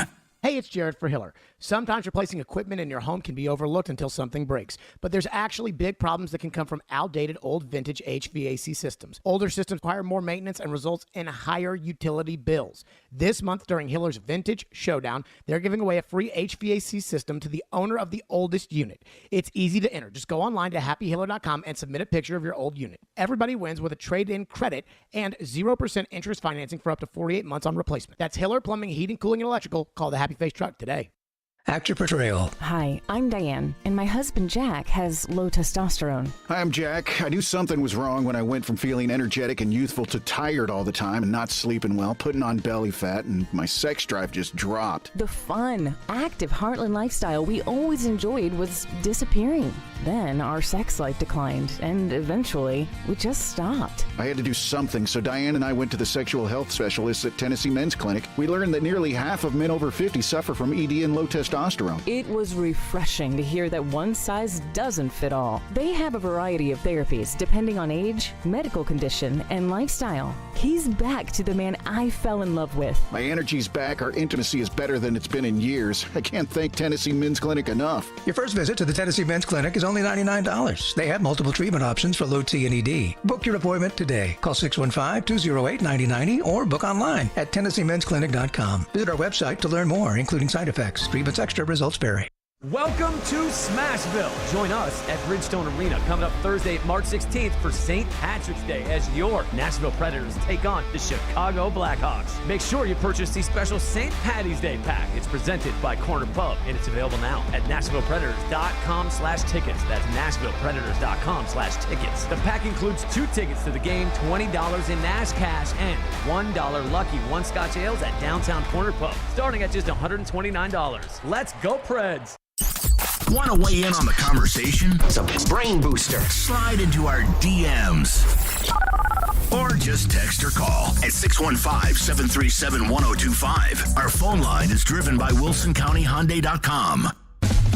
You're listening to Robby and Rexrode on 102.5 and 106.3 The Game and the Game Nashville app.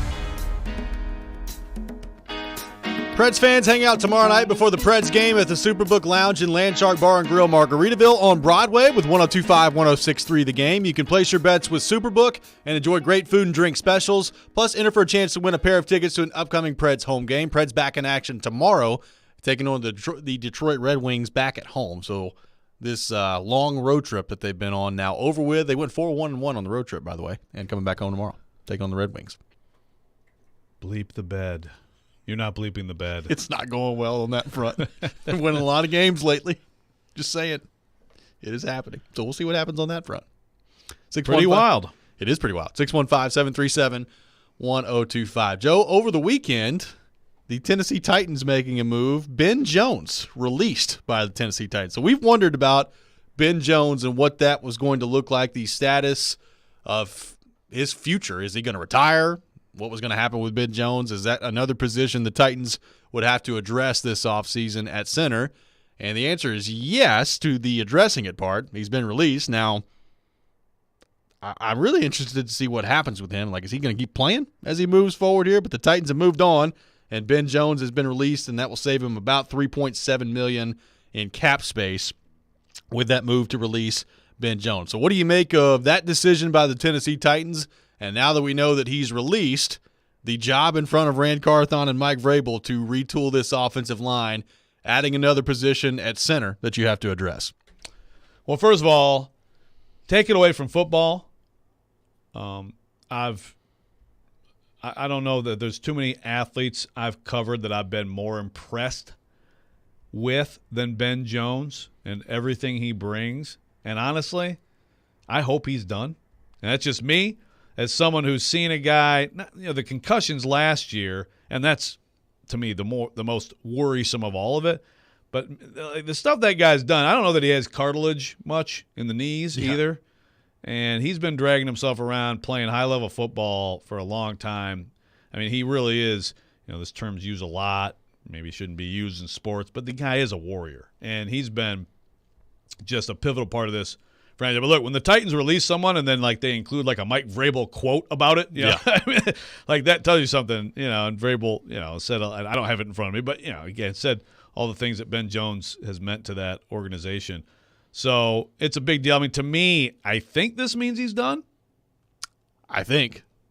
And look, I do. I hope so. Just because I've you know, to be as healthy as possible down the line for the kids and the grandkids and all that stuff, man, he has taken a beating. So there's that aspect of it. And then, yes, as you said, you're talking just an all-new offensive line now. Yeah. Basically.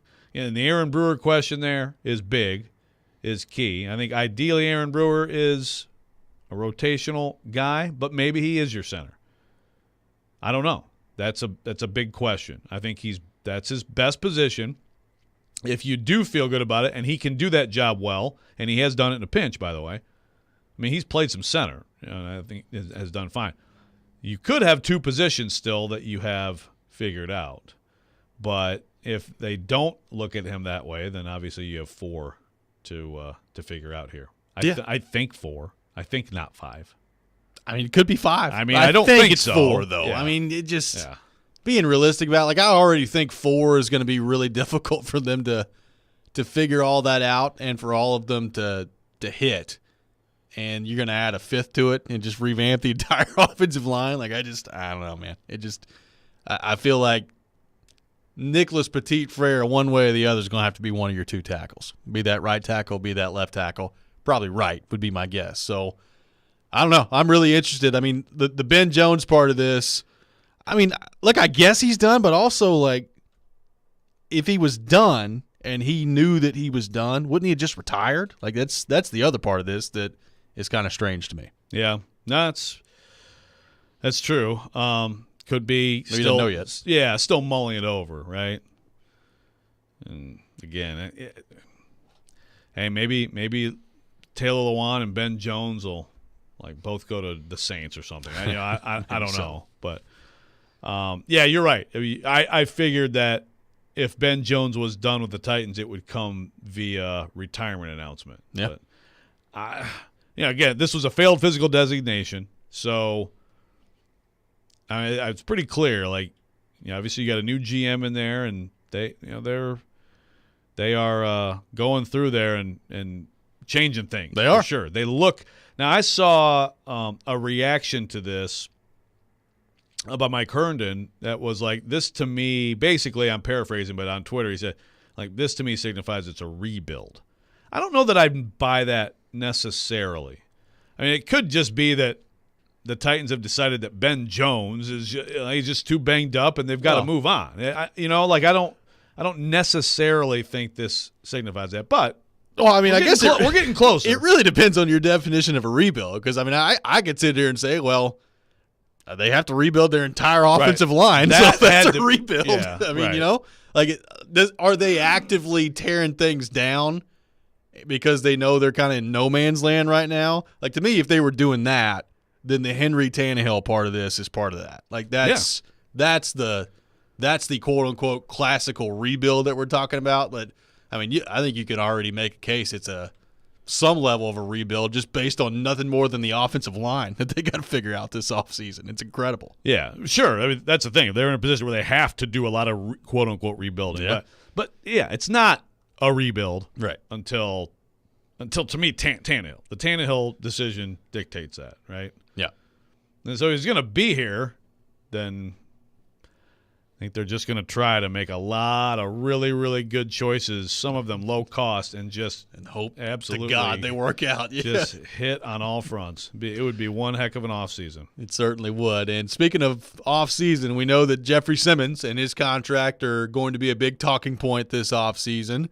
And there was a deal made yesterday on the defensive tackle front that is going to affect that as they move forward. The Commanders signed Darren Payne to a 4-year, $90 million deal, $60 million of which is guaranteed, according to Adam Schefter, that I believe was the first one to have that yesterday. But 4 years, $90 million, $60 million guaranteed. So when you start to look at the defensive tackle front, we've talked about Chris Jones looking for a new deal. We know what Aaron Donald's deal is at over $30 million per year. Nobody's going to get that, but that's a big deal from Payne from the Commanders yesterday. And if you're Jeffrey Simmons paying attention to that, okay, 4 years, $90 million, $60 million guarantee. There's kind of the baseline of what you're looking for, and a lot of people think maybe Jeffrey Simmons gets more than that when everything's said and done. He could. It's close, though. It is. Payne is really, really good. Oh, yeah.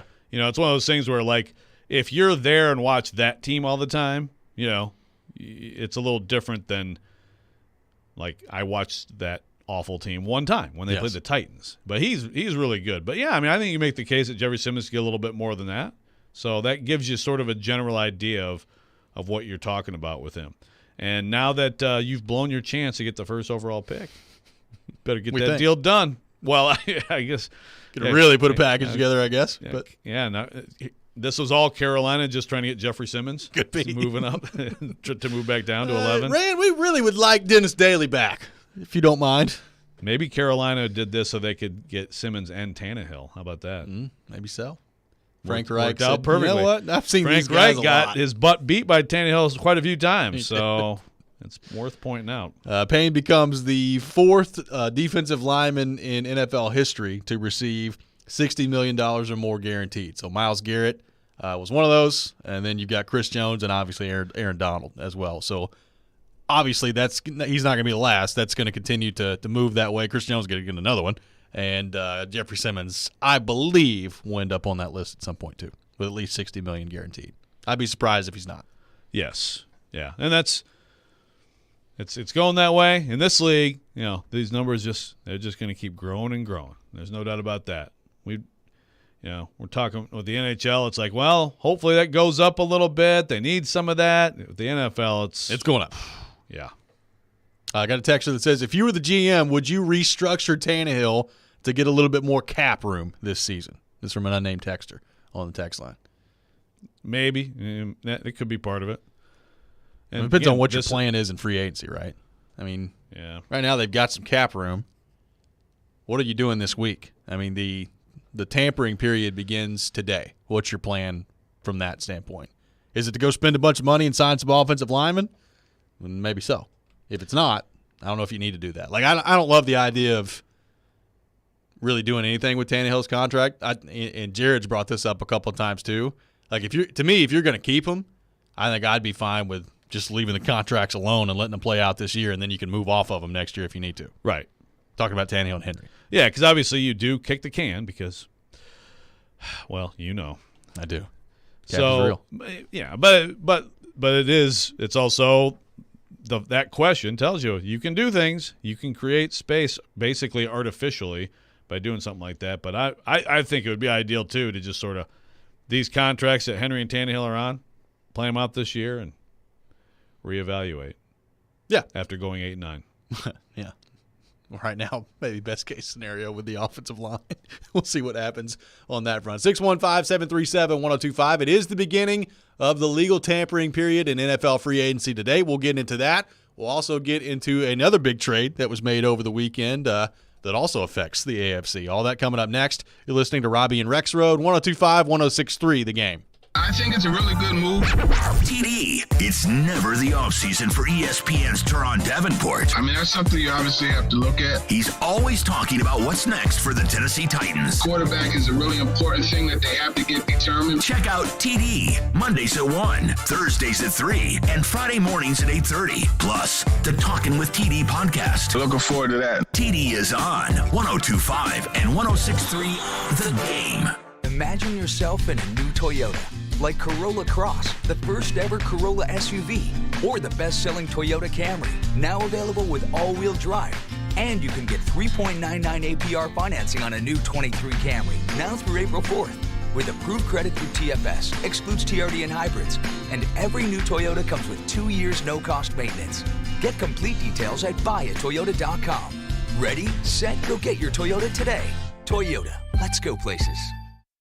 Houston Clinic Orthopedics at TriStar Hendersonville Medical Clinic offers world-class orthopedic care. The doctors at this location specialize in hand, knee, shoulder, hip, foot, ankle, and spine, and general orthopedics. They accept walk-in and same-day appointments. Get back to enjoying life. Schedule your appointment online at tn.houston.com or just walk in to Houston Clinic Orthopedics at TriStar Hendersonville Medical Clinic. When experience matters, trust Houston Clinic Orthopedics.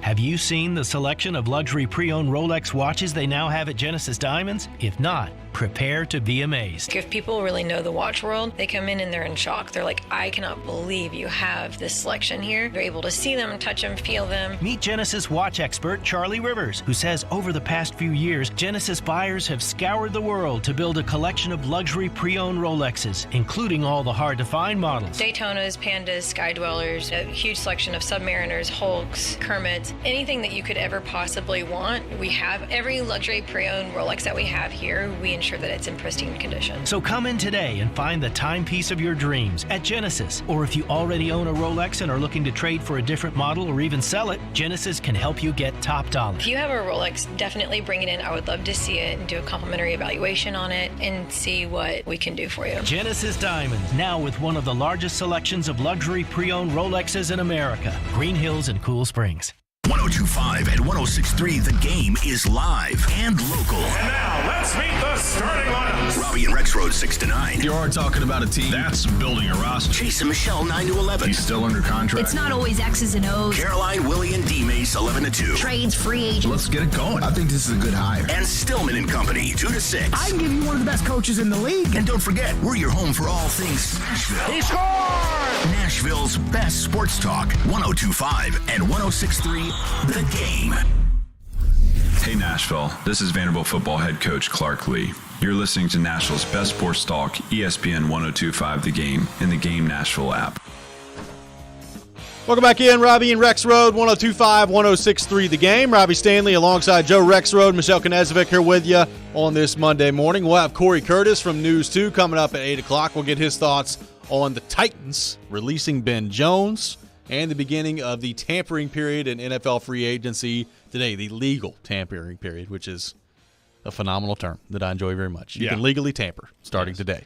Yeah, tampering. The tampering period is 365 days a year. Yes, it is. So we'll see what happens on that front. We are streaming live on Twitch, Twitter, YouTube, and Facebook. Our video streaming brought to you by Superbook. We are live from our 102.5 The Game studio, brought to you by Hiller Plumbing, Heating, Cooling, and Electrical. Joe, there was another trade made yesterday in the NFL. Jalen Ramsey traded from the LA Rams to the Miami Dolphins in exchange for a 2023 third-round pick, which I believe is number 77 overall, and tight end Hunter Long also involved in that deal as well. So Jalen Ramsey moving from the Rams to the Miami Dolphins, and it is kind of amazing when you just think about some of the skill players the Dolphins have. With that Ramsey now on the defensive side of things. You've got Tyreek Hill. You've got Jalen Waddle. I mean, it's a pretty intriguing roster that Mike McDaniel has at his disposal down there in Miami. I tell you, like that corner combo. Yeah. When's the last time we saw? I don't know. I don't know what they're going to be. I mean, Howard is a little older too, but potentially, like, what's the last corner combo with that kind of achievement, ability, investment? And investment, well, probably never an investment because the money goes up, right? But I'm trying to think of like the last team that had two like star corners, like two guys who at various times not too long ago have been considered possibly the best corner in the league. Yeah, it's a great question. I'm not sure it's ever happened. I mean, you got Xavier Howard that's been a really good player for a long time. And look, Jalen Ramsey, he's 28.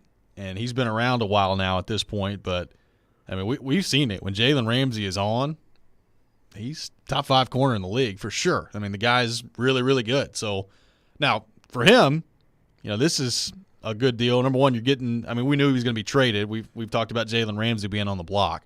But you go to Miami, nice warm weather down there. You're playing on a team that I think has a chance to be pretty good. A lot of that depends on the health of your quarterback, whether or not he can stay healthy as they move forward here. But – I mean, skill position-wise, you brought it up. They got a chance to be really good, and I like this move for Miami. It's clear to me, whether it be from the Tyreek Hill move last year, They went and got Chubb last year too from the Broncos. Like the Dolphins they're all in there, man. They're trying to win.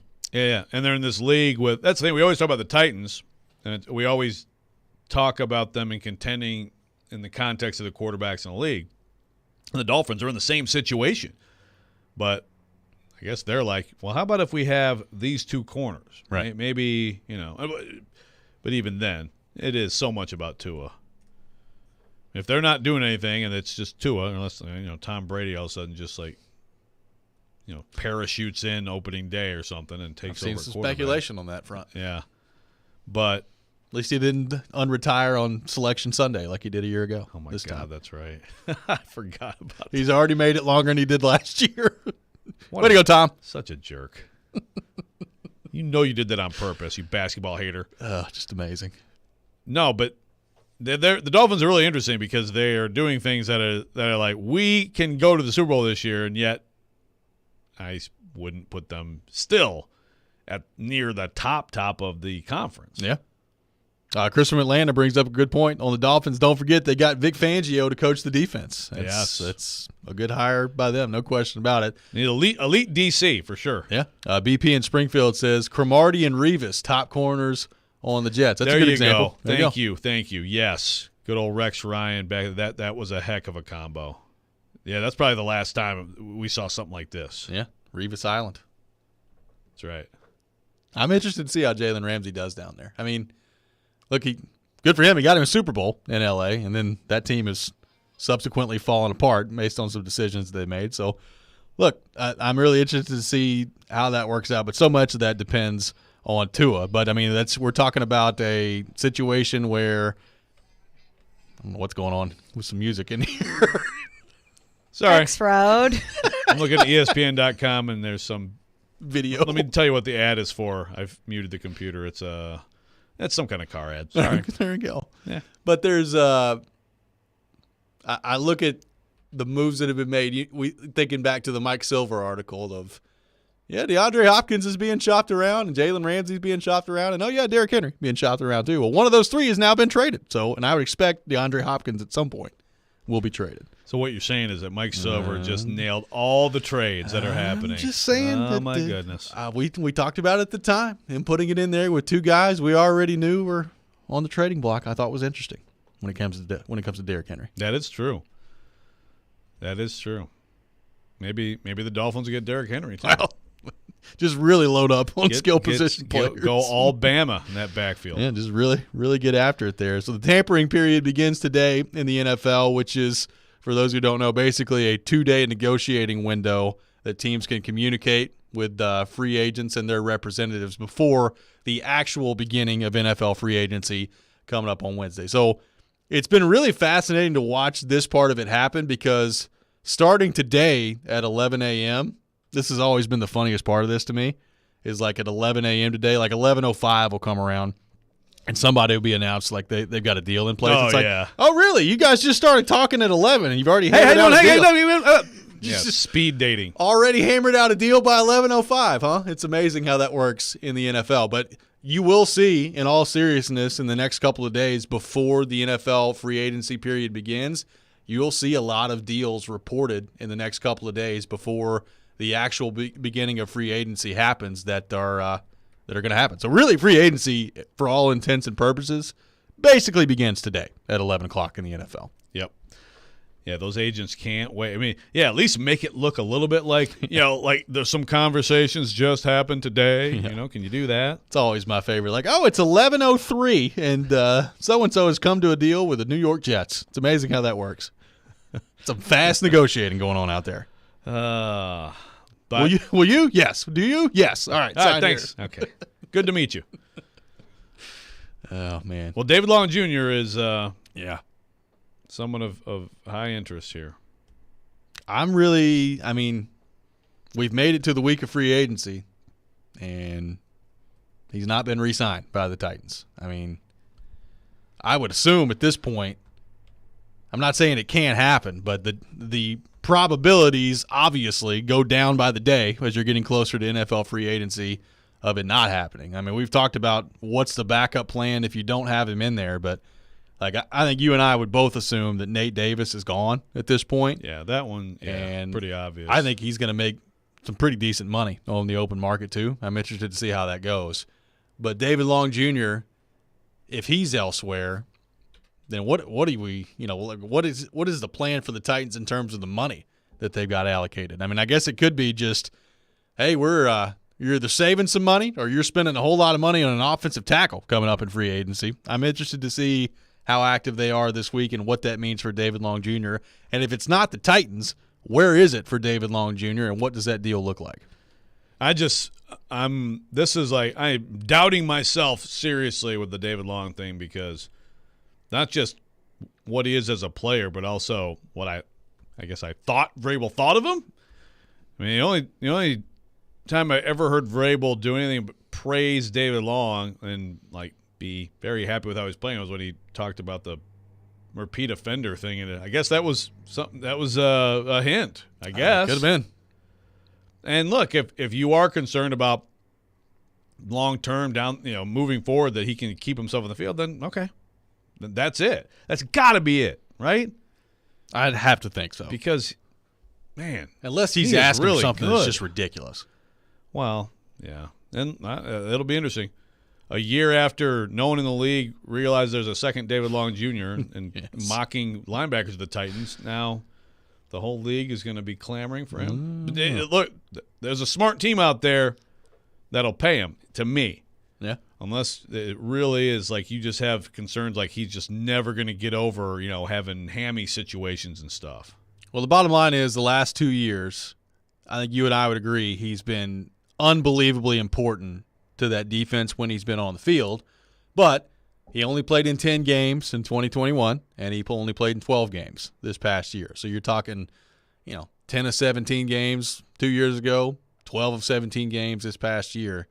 That's a pretty significant number of games that you've missed at that point if you're David Long. So maybe it is as simple as, you know what, we just don't feel good about his ability to stay healthy and be available, and we have some other guys at inside linebacker we'd like to take a look at if you're the Titans. I don't know. I think, to your point that you brought up consistently, when you have good football players and playmakers, which I think everybody would agree David Long Jr. is, I got a tough time letting those guys go. That's just me. Yeah.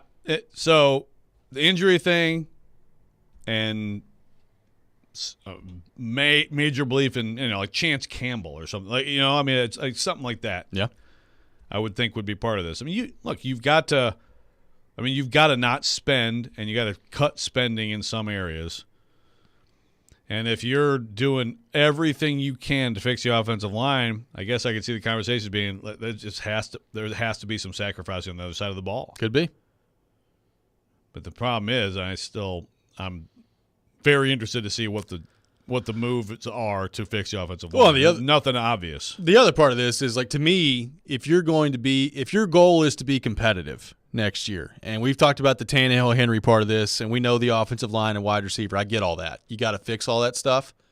But to me, if you're going to be competitive next year, it's going to be because of your defense, right? They're a defensive football team. You've got Jeffrey Simmons. You've got Harold Landry coming back. We'll see what their secondary looks like and if they can stay healthy there. But we've seen when this team is healthy on the defensive side of the ball that they're pretty good and they can win games that way. So to me, if you're going to be competitive next year, I don't know that there's a fix this offseason with the offense where I look around and I'll say heading into training camp, yeah, this is an offensive football team. They're winning games because of their offense this year. It's going to have to be because of their defense. And if you're weakening that side of the ball to help fix the offense, I get the thought process there, but it's also you're taking the best part of your team and making it weaker, and how's that going to work out in the aggregate for you? I don't know. Yeah, complimentary football. Complimentary football. So you're saying the Titans are the Virginia basketball of the NFL. Is that what you're saying? Kind of, yeah. They certainly were last year. Yeah. They're going to have to win 20 to 17 games. Although you hope that it's a little easier to watch. Yeah, I would hope so. I got a text that says, if we're replacing the most important position group, how is it not a rebuild? This is from a texter on the text line. I guess referring to the offensive line as the most important position group. But that's because it's by necessity because they were terrible last year. Correct. I mean, this isn't like, wow, got all these Pro Bowlers up front, but you know what? Time to go young and cheap. No, like you had a terrible offensive line last year. You have to, like, we already knew that, right? I mean, even if they were like, in fact, even if they were like let's say they do decide move on from Tannehill, go with a young quarterback, draft a quarterback. I mean, you still have to do that, right? You Correct. still need to not let your skill people get crushed every play. Yeah. Well, so that's like, unfortunately for the Titans, that was already guaranteed to have to be rebuilt. Well, we could talk about, what exactly is most important position group. I mean, we could put offensive line in the discussion, but to me, it's still. I'm kind of with you. It's still coming down to, like, I know it's not a position group, but it is a position. It's quarterback. Like, what are you doing at quarterback? I think that tells a lot of what the Titans are thinking here. But this game is won in the trenches. I know it. They're both very important. They're very But quarterback is, to your point, that's what tells the story of a rebuild or no rebuild. Coming up next, it's time for the Rex Rant with Joe Rexrode. You can check it out every morning at 7:45. We'll do that next. You're listening to Robby and Rexrode, 102.5, 106.3, The Game. Every Wednesday at 8:30. Come on. Join Robby and Rexrode for The Choice is Yours. 2 sports questions, 2 non-sports questions. They'll answer a couple of questions about life and sports. The Choice is Yours is built by Jarrett Companies. You have a choice. So when you have a need for site and utility work, fire protection, concrete and asphalt services, the choice is simple. It's Jarrett Companies. For more, visit JarrettCompaniesInc.com. The Choice is Yours. Wednesdays at 8:30 on 102.5 and 106.3 The Game and the Game Nashville app. Middle Tennessee, you can count on an award-winning service team for all your home maintenance and improvement needs. Lee Company, we're A+ rated with the Better Business Bureau and trusted by thousands of homeowners in our community. Our team is ready to assist with all your home maintenance projects, heating and air conditioning, plumbing, electrical, appliance service, and more. Experience the convenience of calling one phone number for all your home maintenance needs. Call Lee Company today at 615-567-1000 or visit leecompany.com. You look at yourself in the mirror every day and you can't deny it anymore. Your hair is not as thick as it used to be, and it's making you feel self-conscious. Hair Club is here to save the day. For 45 years, Hair Club has helped more than 500,000 clients love their hair and feel confident again. No matter what stage of hair loss, they can help. Hair Club can customize a solution just for you. For a limited time, get 10% off when you book a free consultation today at hairclub.com/chase. If you missed the latest from Chase and Michelle. Now they're chasing Winnipeg because Colorado has moved into that third spot. They win the tiebreaker with Colorado right now. It's a log jam, but they're going to need some help. They got to keep winning, but then they're going to have to get some help, too, to make the playoffs. And look, it would be a great story if they did, and they got some games in hand to work with. But if they sell off all these assets and still make the playoffs, that would be really cool. I agree, Chase. We talked about it last week. You want to see one of two things. There's 3 things that could happen, but you want to see either 2 of them. I'm sorry. Math is hard. There's 3 situations that could happen. You could tank out and be in the contention for the lottery, right? Top 11 picks, and have a chance at potentially getting Bedard. Yep. Leap the bed for Bedard. Yep. You could keep winning, and the Preds just barely sneak into the playoffs. Or 3, you could kind of win. Stay where you are. Be mediocre. You're not in that top 11. You don't make the playoffs, and then you're kind of just in this weird middle spot. 2 of the 3 things I'm totally cool with happening. First one being, if you kind of lose out and you're on a hot streak for a little bit, and then you don't find yourselves in a playoff spot, but you still have an opportunity to be in that draft lottery to go for Bedard.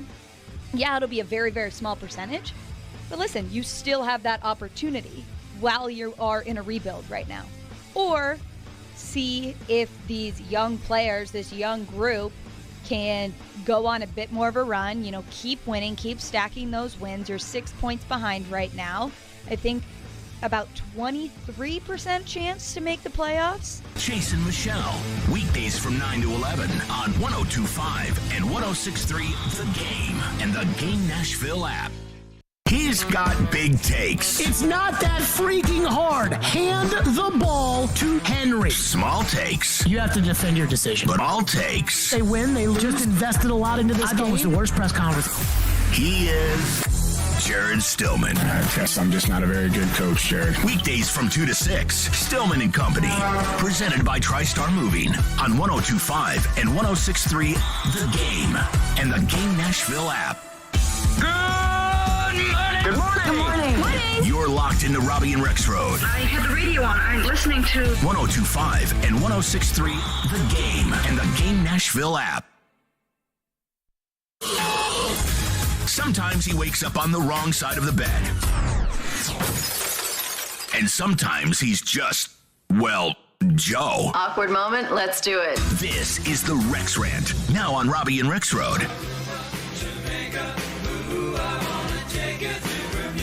And it is that time of the day, time for the Rex Rant with Joe Rexrode. You can check it out every morning at 7:45 here on the program.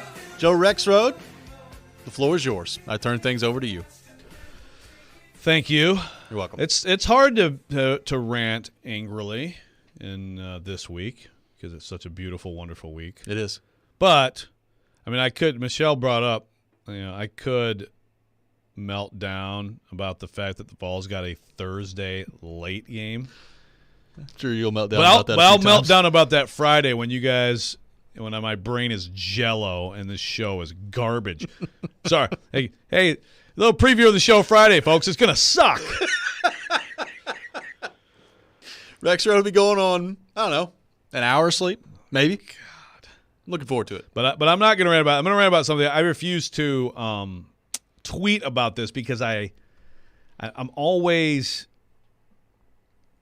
uncertain how to handle things. Jeremy K. Gover I believe, is to credit for this because he saw these a-holes walking to the arena and he tweeted it. And I was like, you know what? I'm not going to retweet it or quote tweet it because sometimes when people do stuff like this and then everybody goes nuts about it, it's like this is exactly what they wanted, right?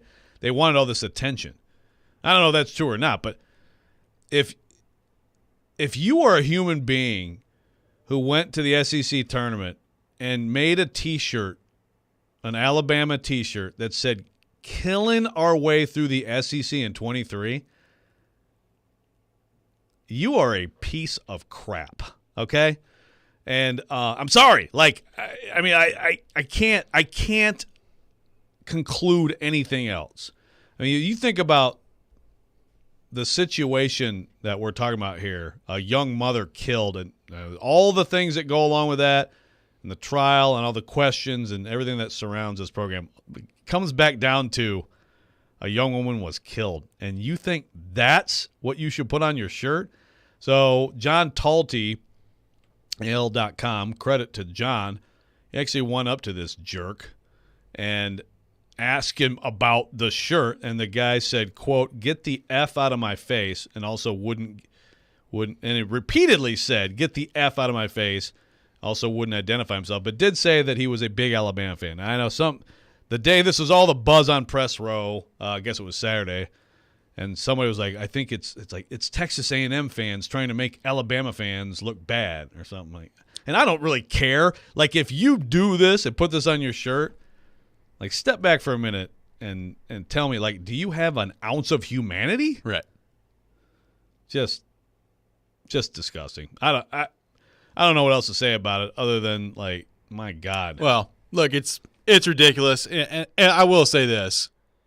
I mean, we have a discussion not exactly like this, but anytime we see somebody doing something mind-numbingly stupid like this, I do feel it's important to point out, like, I fully realize that not all Alabama fans are complete idiots like these two that were walking around the other day. So every fan base to some degree, especially when you have large fan bases like Tennessee and like Alabama and like all these other people, we've talked about this before, they have their idiots in there, and that's never going to change. It's always going to be the case. I mean, look, man, I've seen some doozies of some stuff on Ohio State Twitter sometimes. So, like, anytime you're dealing with some big fan bases, this is what it is. But, like, I saw that picture that Gover tweeted out the other day, and I guess my first thought is, like, just what would possess you beyond, like, the basic humanity of, like, try to be a better person than that, but, like, what would possess you to be like, you know what? Yeah, let's make some T-shirts. Let's just do some T-shirts, and then not only make them, but then let's wear them in public to the basketball games that we're going to. I try to sometimes like get behind the thought process of people that makes them make certain decisions, and I just can't get there with this one. Like, it's just so stupid. Right, like that's a brain, like that. Honestly, that's a brain that I fear. Yes. You know, it's like what does this say about you, man? And you know, it comes to mind. One thing that comes to mind is like the Browns fans or like the massage table, but. I mean, that was very bad taste and pretty gross, but, like, even that compared to this, it's a murder. Exactly. Unbelievable. And I'm glad you brought up that about the fan base because, yeah, just this. I mean, you can find – I mean, if you have a large number of people doing anything, like, you're going to find all levels of human beings like, within that group, right? There are a lot of people upset this weekend, and I watched Alabama's first game. I was in there for Alabama, Mississippi State. And Brandon Miller was announced, and he got a loud ovation, and there were a lot of other people that were upset about that. Like, why do y'all keep cheering for this guy? And, like, I'm a little bit, you know, for that part of it, like, the legal process is what it is, and we've talked about the Brandon Miller situation. Like, I don't really know what you want Alabama fans to do in that situation. Like, he's playing, and it's not like these, you know, they're pulling him out of the game. So, like, do you not cheer for him if you're an Alabama fan? Like, that part of it, it just kind of is what it is, but – that, to me, is way different than the T-shirts that we're talking about here. It's just absurd. Yeah, I mean, on that thing, he's a great player. I mean, like, I have no idea what happened, but did Brandon Miller know what was going to happen with the gun? I mean, he was asked to, you know, again, it's problematic. Don't get me wrong. Right. The whole thing is awful, but. Well, I'm just saying, like, he's playing. Right. So he's a great player. He's on your team. Like, are you just going to sit there with like you're just going to sit there when they announce his name? Like, I don't have. There are a lot of people I saw that had a problem with like people cheering Brandon Miller, and I was like, well, they're not like chanting anything. They're just cheering for Brandon Miller. Like, I don't know what you want Alabama fans to do there. Like, if they make light of the situation, like, that'd be something else. But I don't get that one. It's a really interesting, like, you know. Obviously, this is going to be something that doesn't go. I mean, they brought it up on the selection show yesterday, like immediately. That's what they started talking about was Alabama and Brandon Miller and the situation that's going on around it. And Kyle Tucker has come out with a piece at The Athletic about Alabama and all the questions surrounding that program right now. I haven't got a chance to check it out yet, but I'm looking forward to checking it out because Nate Oates got him alone. And I'm interested to see what he says there. But just. That's going to be something around the program that doesn't go away. But all of that is separate from these idiots wearing T-shirts. Like, I'm glad that apparently, according to some things I saw on Twitter, there were people like left and right in Bridgestone Arena like getting after these guys about it. And I'm glad that people at least did that. Yeah, and also the SEC, to the SEC's credit, also basically said if they tried to show up Sunday in those shirts, they would be removed. Right. So that's good. Again, I go back to what could possibly possess you to do something. Like, yeah, let's make these T-shirts and then let's wear them to the game. It's just a really interesting mind that we're talking about. Right. And, like, so things like that, I mean, think about, like, if you're, like, 14 years old or something, you don't totally get the word. Like, sometimes, like, tasteless stuff. Like, you know, like, that's about the age where. I mean, these guys are, like, in their 40s. Oh, yeah, this dude is, like, my age. Yeah.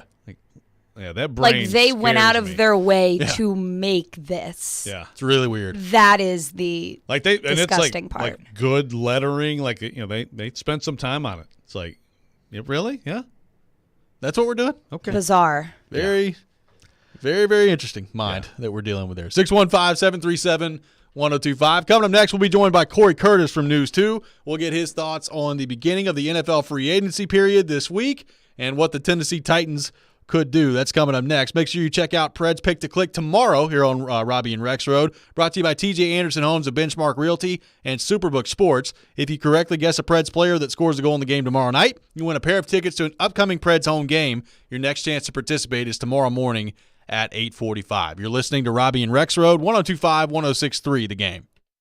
Every day we are live and local. They played tough. They came back and they still lost. And your source for Nashville sports. Yes, you want to have a fire sale, but who's going to buy those players? We are Nashville's best sports talk. 102.5 and 106.3 The Game and the Game Nashville app. ElectronicExpress.com. We make it happen. Time for the Preds Report. The Predators finished up the longest road trip of the season with a SoCal sweep this weekend, beating the LA Kings in a shootout, and then last night, the Ducks in overtime. Dueling odd man rushes. Novak to Tomasino, another 2-on-0. Novak scores! Let's go home! 5-4 Preds in overtime. Phil Tomasino to Tommy Novak in the most fun game of Chell 3-on-3s that you will ever see in real life. Tommy Novak scored the game-winning goal. The Predators got 9 out of a possible 12 standings points on the trip and return home tomorrow night after 2 weeks away. We will play the Red Wings tomorrow at 7 at Bridgestone Arena. Hope to see you there. All the best car deals in Smashville start at Newton Nissan. Visit them at Newton Nissan of Gallatin or Newton Nissan South in Shelbyville. This is Nashville's best sports talk. ESPN 102.5 The Game. When that door closed behind me and I was free, the main thing I wanted to do was just re-enter society, get a job, and see my family. It's okay. There's a new state office of re-entry in Tennessee, specifically to help folks like me get jobs. Go to tnworkready.com or visit your local American Job Center. Re-entry is a normal thing, and it's okay. Brought to you by the Tennessee Department of Labor and Workforce Development, the Tennessee Association of Broadcasters, and this station. tnworkready.com. Your Game Center update. NFL free agency begins today. Late Sunday afternoon, Ian Rappaport reported Jalen Ramsey would be traded to the Miami Dolphins.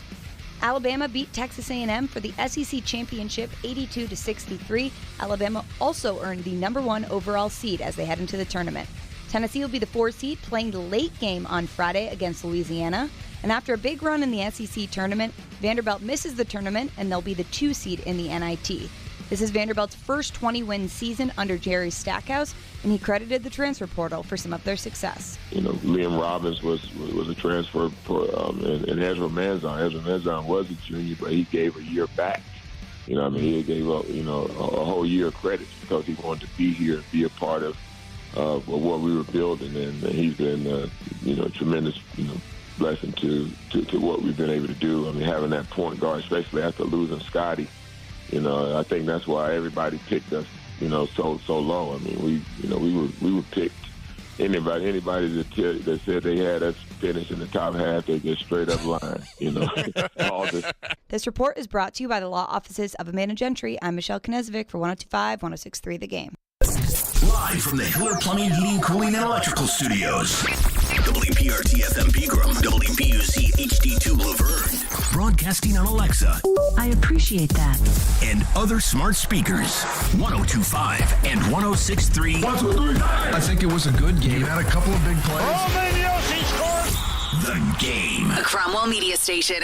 Mixing sports and a little bit of fun. This is fun! On your morning drive. This is Robby and Rexrode. With Robby Stanley and Joe Rexrode on Nashville's best sports talk. 102.5 and 106.3 The Game. And on the Game Nashville app. Ladies and gentlemen, it's showtime. Welcome back in. Final hour, Robby and Rexrode, 102.5, 106.3 The Game. Robby Stanley, Joe Rexrode, Michelle Knezvik here with you on this Monday morning. And as we do every Monday morning at 8 o'clock, we go to our 102.5 The Game phone line, driven by WilsonCountyHyundai.com. And welcome in our friend Corey Curtis from News 2. Corey, good morning. How are you? I'm just excited to talk to my new favorite Jets fan, Robby Stanley. Thank you. Yes, very much looking forward to that. Jets. Jets. Yes.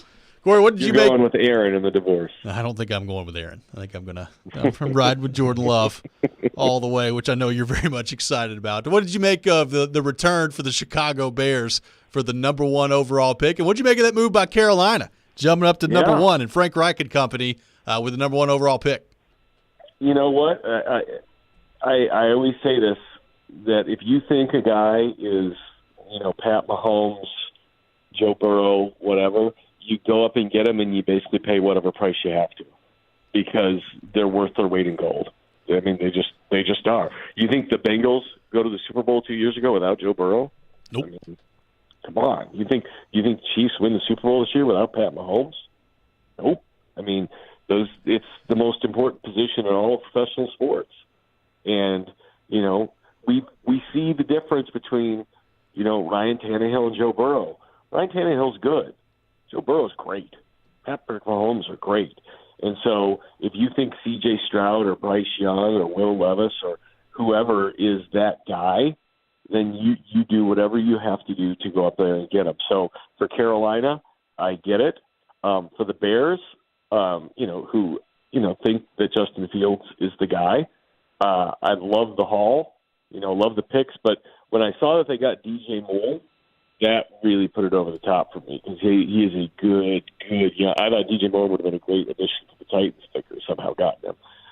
He's their kind of guy. He's physical and can play. And now suddenly, if you look at the Bears with Mooney and DJ Moore and Claypool, you've got the start of something there.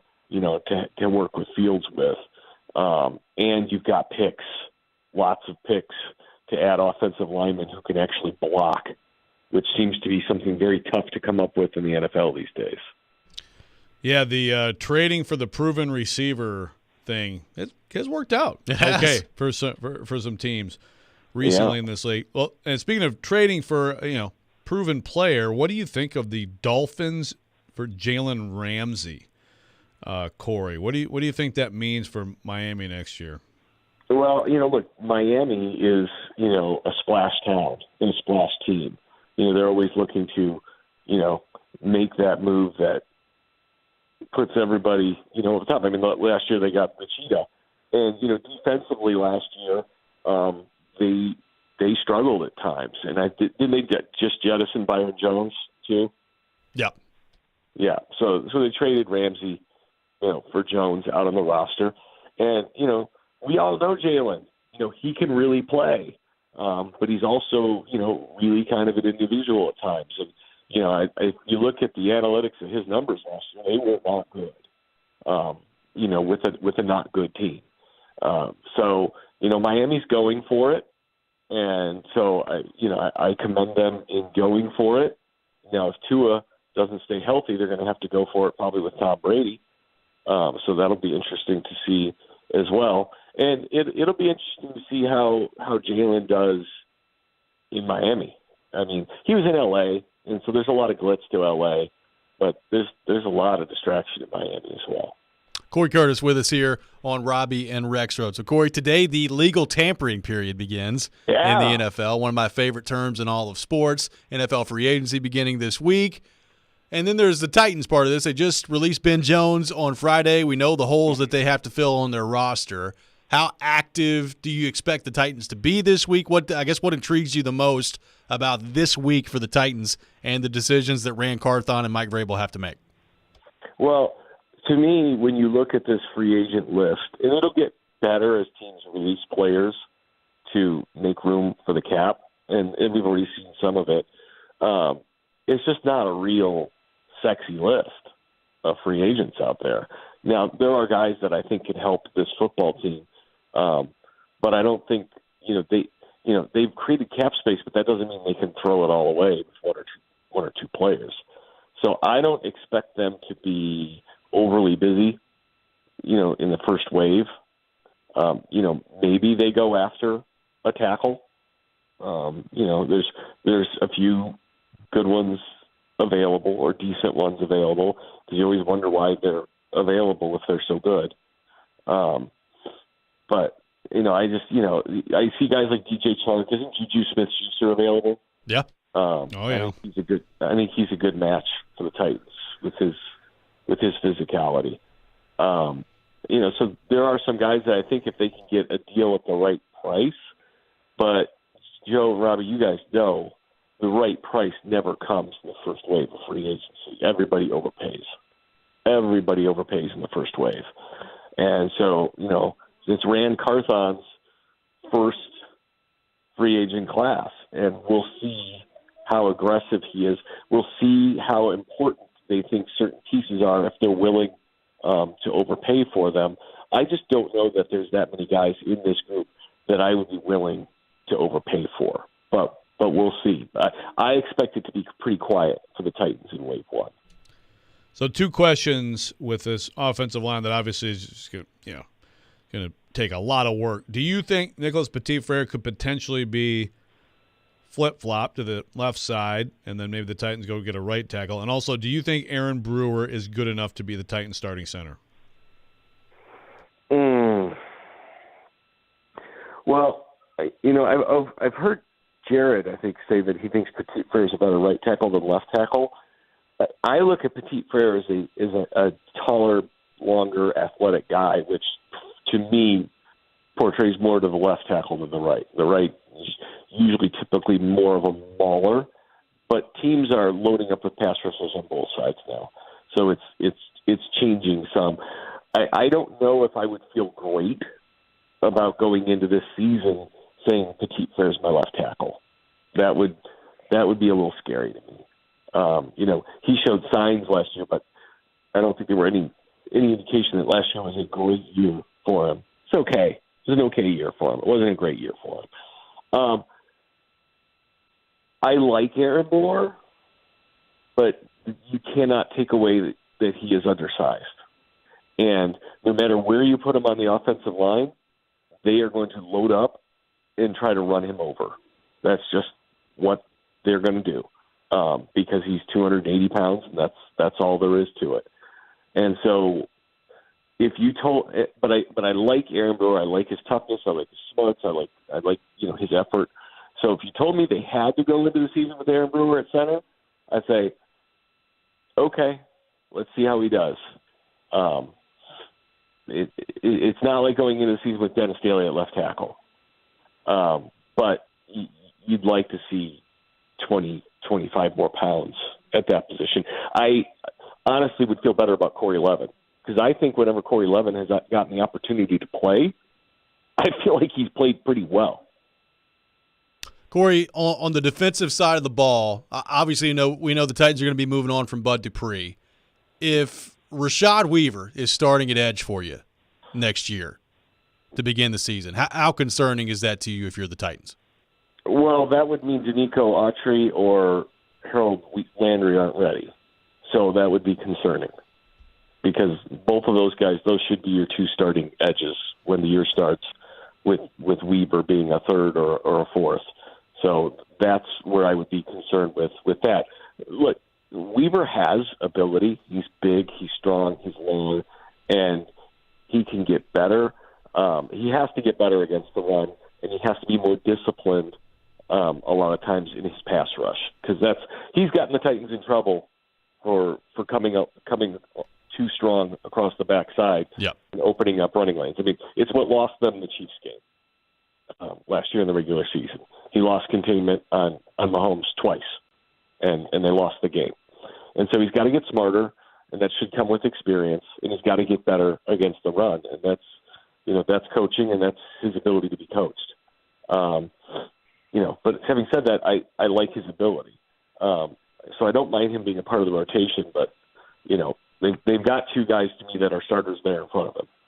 So you think, I know Audrey moves around, and he sometimes is back there, but I think he's still more effective as an end in the 3-4, don't you? I don't think of him as one of those stand-up guys too often. Well, no, they listed him as their starting outside linebacker last year. Yeah. And he... I didn't think he played there nearly as much as next to Simmons, though. Well, they go 4-man front a lot. I mean, what do they say? They're multiple, right? Like everybody else. They're versatile, and so he's not traditional 3-4, but they're not traditional 3-4. Like I would like to see the percentage of time they line up with 4 guys across the front, because it's a lot. And so, but in the way they deploy people, he's still that position. I mean, because we see Harold with his hand in the dirt a lot, but we all know Harold's an outside linebacker, right? Yeah. So it's much the same thing with Danico, because he's not he's not athletically nimble to go out there and pass coverage, but that doesn't mean we don't see. I mean, the times we saw Bud Dupree drop back in pass coverage, and we're like, what are they doing? The guy's 6'4", 270 pounds. have them go forward. But that's the way they deploy them. And so, the bulk of the snaps, he's still going to line up in that slot, though. And when he doesn't, you can sub him out for somebody else. And it'll be interesting to see. I would expect them to draft another one in that spot, or possibly sign someone. There's a lot of guys that play that. That it's funny because Joe, hybrid kind of thing. Yeah, well, you remember when they were called tweeners? Yes. And they weren't an end and they weren't a linebacker, and there was basically no place for them because they were a tweener. You're too small to be an end, and you're too big to be a linebacker, and there was no spot for them in the league. And now they're coveted. Now 6'4", 270 is coveted, and so it's very interesting on how that's changed. And there's a lot of guys have gotten so much bigger, faster, and athletic. There's more and more of those guys to help you. Hey, I'd just like to see him, have Tierra Tart drop into coverage a little bit more. It was impressive last year. Well, By the way, they need him. They do. Yeah, he's going to cost them money, and they may think they can coach up another guy the way they coached him up. That guy's a good football player. There's an old saying I live by. You want him playing for you or against you? I don't think I want him playing against me.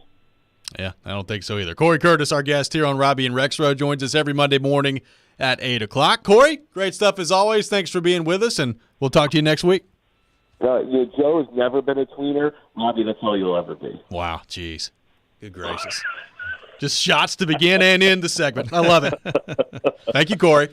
Go Jets. You guys have a good one. Thanks. Thank you. Corey Curtis from News 2, our guest here on Robby and Rexrode. We'll take your thoughts, 615-737-1025. More on the NFL coming up next. Free agency beginning this week. You're listening to Robby and Rexrode, 102.5, 106.3, The Game. Your home for MTSU basketball is 94.9 The Fan. Three ball, yes sir! All the big shots and moments live here. MTSU basketball is on a station built for you. 94.9 The Fan. Attention all fire and safety line experts. Middle Tennessee's fastest growing fire protection company is looking for experienced service technicians, designers, and sprinkler system experts like you. Tired of working for a large corporate employer? Work for a company where you're more than just a number. Jarrett Fire Protection is owned and operated by Nashville natives and wants to invite you to grow with their amazing team. Hi, I'm Jason Jarrett, owner of Jarrett Companies. I'm looking to hire experienced sprinkler experts and will offer a sign-on bonus of up to $5,000 for certified professionals. In addition to our great benefits that include a 401k match, PTO, and top pay with annual bonuses, we will also provide you with the top-of-the-line tools, trucks, and equipment that you need to grow your career. Our customer base is large and business is booming with many opportunities for advancement. Give us a call or go online to jarrettfire.com and apply today to become a member of our family and protect our community. That's JARRETT fire.com. Jarrett Companies, where we are above and beyond industry standards. The team at Mercedes-Benz of Music City have done it again. Here's Edwin Vickery to explain. 4-time recipient of Best of the Best. Less than 10% of the dealers in the country receive this award. How did you do it? We say culture eats strategy for lunch, because we can strategize all we want, but unless you have the right culture and chemistry in the dealership, it will not work. Live the dream at Mercedes-Benz of Music City, mbofmc.com. 615 Chutney. You might recognize the name. Real Nashvillians know the 615 Chutney food truck used to be the spot. Now they have a full restaurant in Bellevue. Make no mistake, it's a new look with live music, an art gallery, and even a robot server. Yeah, a lot has changed, but it's still the same old chutney. They still serve up authentic and delicious South Indian cuisine to hundreds of satisfied customers every week. And they've become a Nashville staple along the way. Just ask around. Open for dine-in, carry out, and delivery through Grubhub. That's 615 Chutney in Bellevue, a very Indian affair. Texting enrolls you into recurring automated text messages. Consent not required to purchase. Message and data rates may apply. Hey, Dan, how you doing? Haven't seen you around the gym for a while. Yeah, I've really fallen off. Since I turned 40, I just don't get the results I used to get. Could be lower testosterone. Lower T? Yeah, I went through it a while back. Once you hit 40, your body has less free testosterone. I got Nugenix Total T, and it's made a huge difference for me. I've seen that ad on TV. Is it for real? Oh, yeah. The patented key ingredient is something called Testofen, which helps boost free and total testosterone levels to help you trim up and stay lean. And it's made a difference for you? Man, I feel like I'm in my 20s again. At work, in the gym, and in the bedroom. Are they still giving out complimentary bottles for people to try it for themselves? Yeah, you just need to send them a text. Text PRIDE to 42424 right now for your complimentary bottle of Nugenix Total T, the #1 selling testosterone booster at GNC. Plus, text now and we'll include a bottle of Nugenix Thermo, our most powerful fat incinerator ever, to help you get back into shape fast. Absolutely free. Text PRIDE to 42424. That's PRIDE to 42424. Want to see our smiling faces? You can watch us on Twitch, Twitter, YouTube, and Facebook Live. We are good to go. Presented by Superbook Sports, voted #1 sportsbook in Vegas.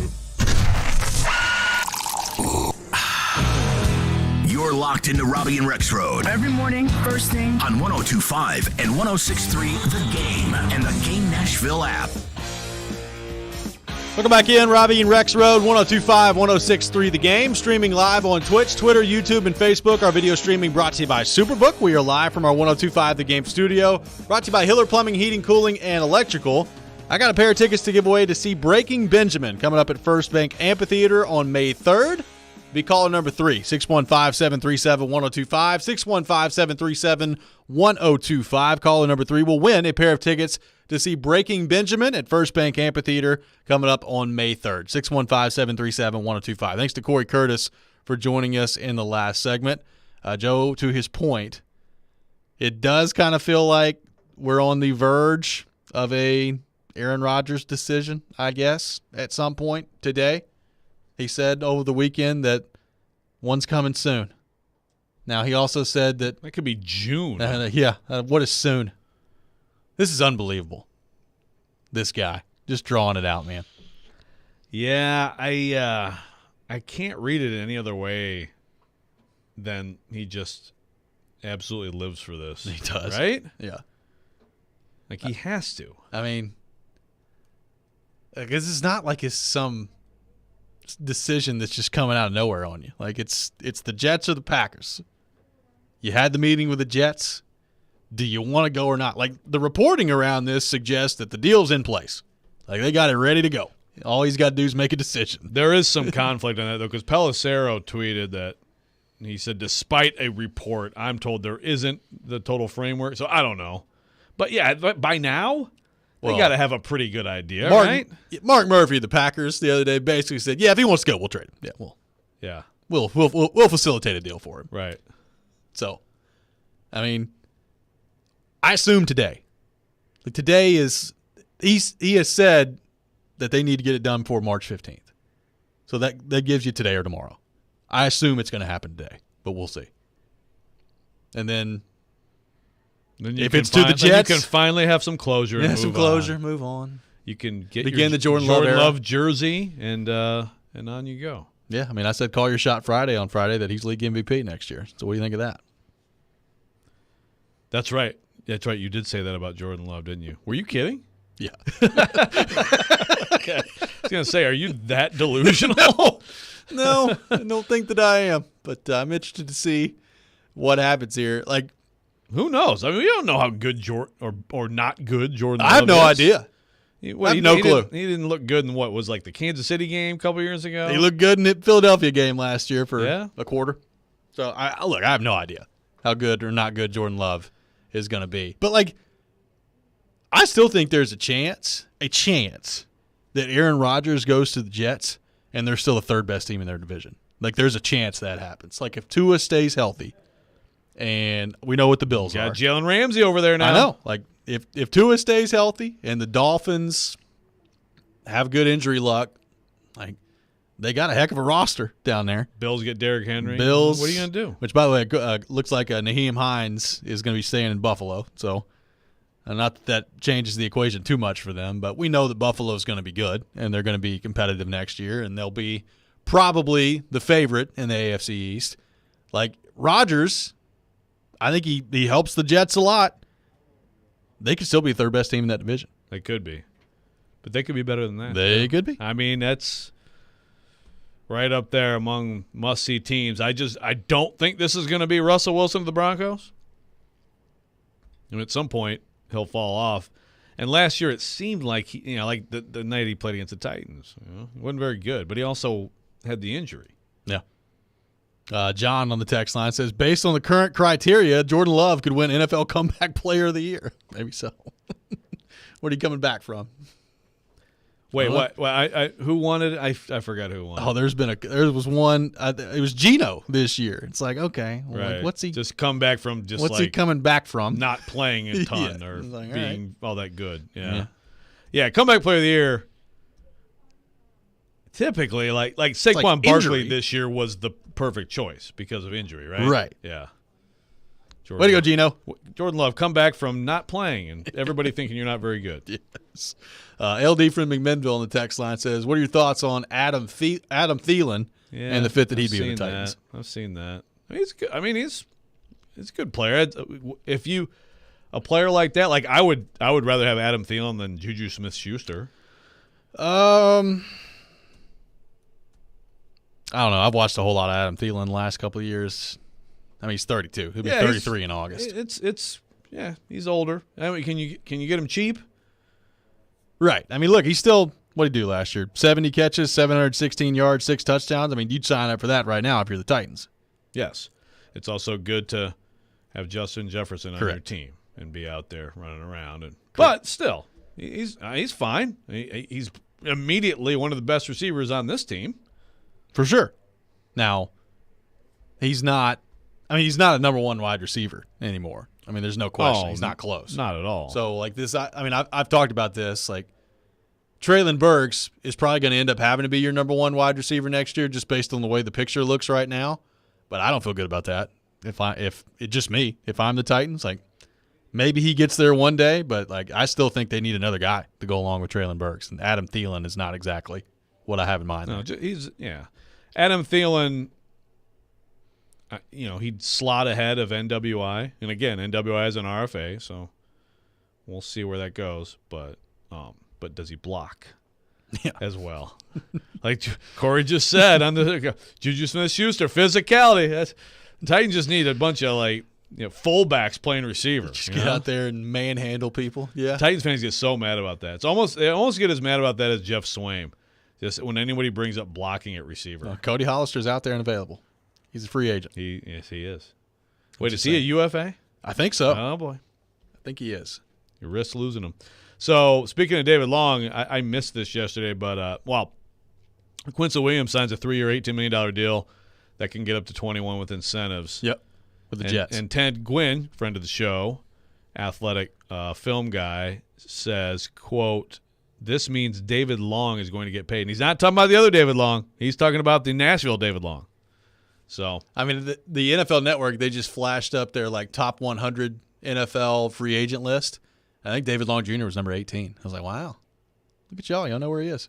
I'm very impressed. Finally, the league caught up. They're a year late, but they've caught up. Well, hey, then you know what? I can't. If he's going to get paid like that, well, good for him. But you can't do it in the situation they're in. You can't do it. I mean, if he's making, which is too bad because he's very good. If he's making $10 million a year for 3 years or $11 million a year for 3 years, that's a whole lot of money. And that's awesome for him, too. It is. Because he's one of those guys, it's just how it works out. You're a 6th-round pick. But talk about a high-value, member of your roster last couple of years, whatever the heck he was making, $800K or whatever. I don't think it was – he might have been making $1 million last year. It's pretty unbelievable. I mean, it's a great story. It is. I'm really interested to see where he ends up. Now, look, we keep talking like it's a foregone conclusion that he's gone. Like, there's still time for the Titans and him to come to a deal, and maybe they get to free agency and they look at their options and decide that Tennessee's the best fit. But I don't know. Like, we're at this point 2.5 hours away from the tampering period beginning and a couple of days away from the official start of free agency. Like, once you get to this week and you don't have your pending free agents signed and ready to go, sometimes that leads to them going elsewhere. Yes. By the way, $672K a year what David Long's been making. Man. That signing bonus of $169,716, baby. And again, all of us normal people out here like, that sounds amazing. It sounds great. But, think about that, in the NFL and what he has meant to that team on the field. Yeah. That's also, a great draft pick. Yeah, no question about it. 615-737-1025. Coming up next, we'll get back into the NCAA tournament, including Vanderbilt left out of the tournament. What do we make of that? What do you make of that? 615-737-1025. We'll continue that conversation next. You're listening to Robby and Rexrode, 102.5, 106.3 The Game. Want a chance to win tickets to an upcoming Preds game? Yes. Tune in to Robby and Rexrode every weekday Preds game day at 8:45 for Preds Pick to Click. Guess a goal scorer and win. I'll take Roman Yossi. Matt Duchesne. Pick to Click is brought to you by TJ Anderson Homes of Benchmark Realty. Visit tjandersonhomes.com to see why they are referred so often. And by Superbook Sports, voted #1 sportsbook in Vegas. Download their app today. Preds Pick to Click. We are 102.5 and 106.3 The Game. Now's the time to get a great deal on select Kubota compact tractors, rated #1 in durability and owner experience. They're designed for easy operation and feature performance-matched attachments. Right now, put 0 down and get 0% APR for up to 72 months, plus save up to $800 on select equipment. Now through June 30th. See us or go to KubotaUSA.com for full disclaimer. Visit Coleman Tractor Company, your local Kubota dealer in Clarksville, Nashville, Paris, and White House today.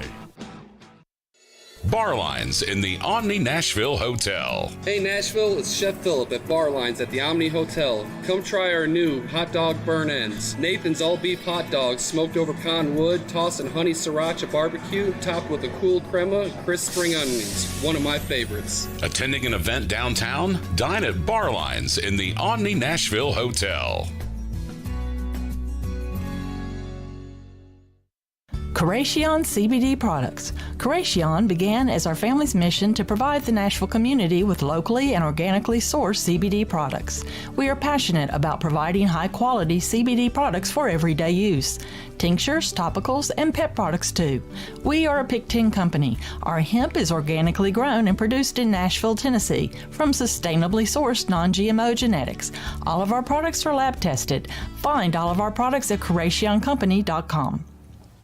Losing your hair? It's Chase McCabe. No matter your age, gender, or type of hair loss, it's never a good feeling when you see too much hair in your brush or you begin to notice bald spots. For 45 years, Hair Club has helped more than 500,000 members get hair they love. If you're affected by hair loss and not sure what to do, let Hair Club help customize a solution for you. For a limited time, get 10% off when you book a free consultation today and get started at hairclub.com/chase. That's hairclub.com/chase.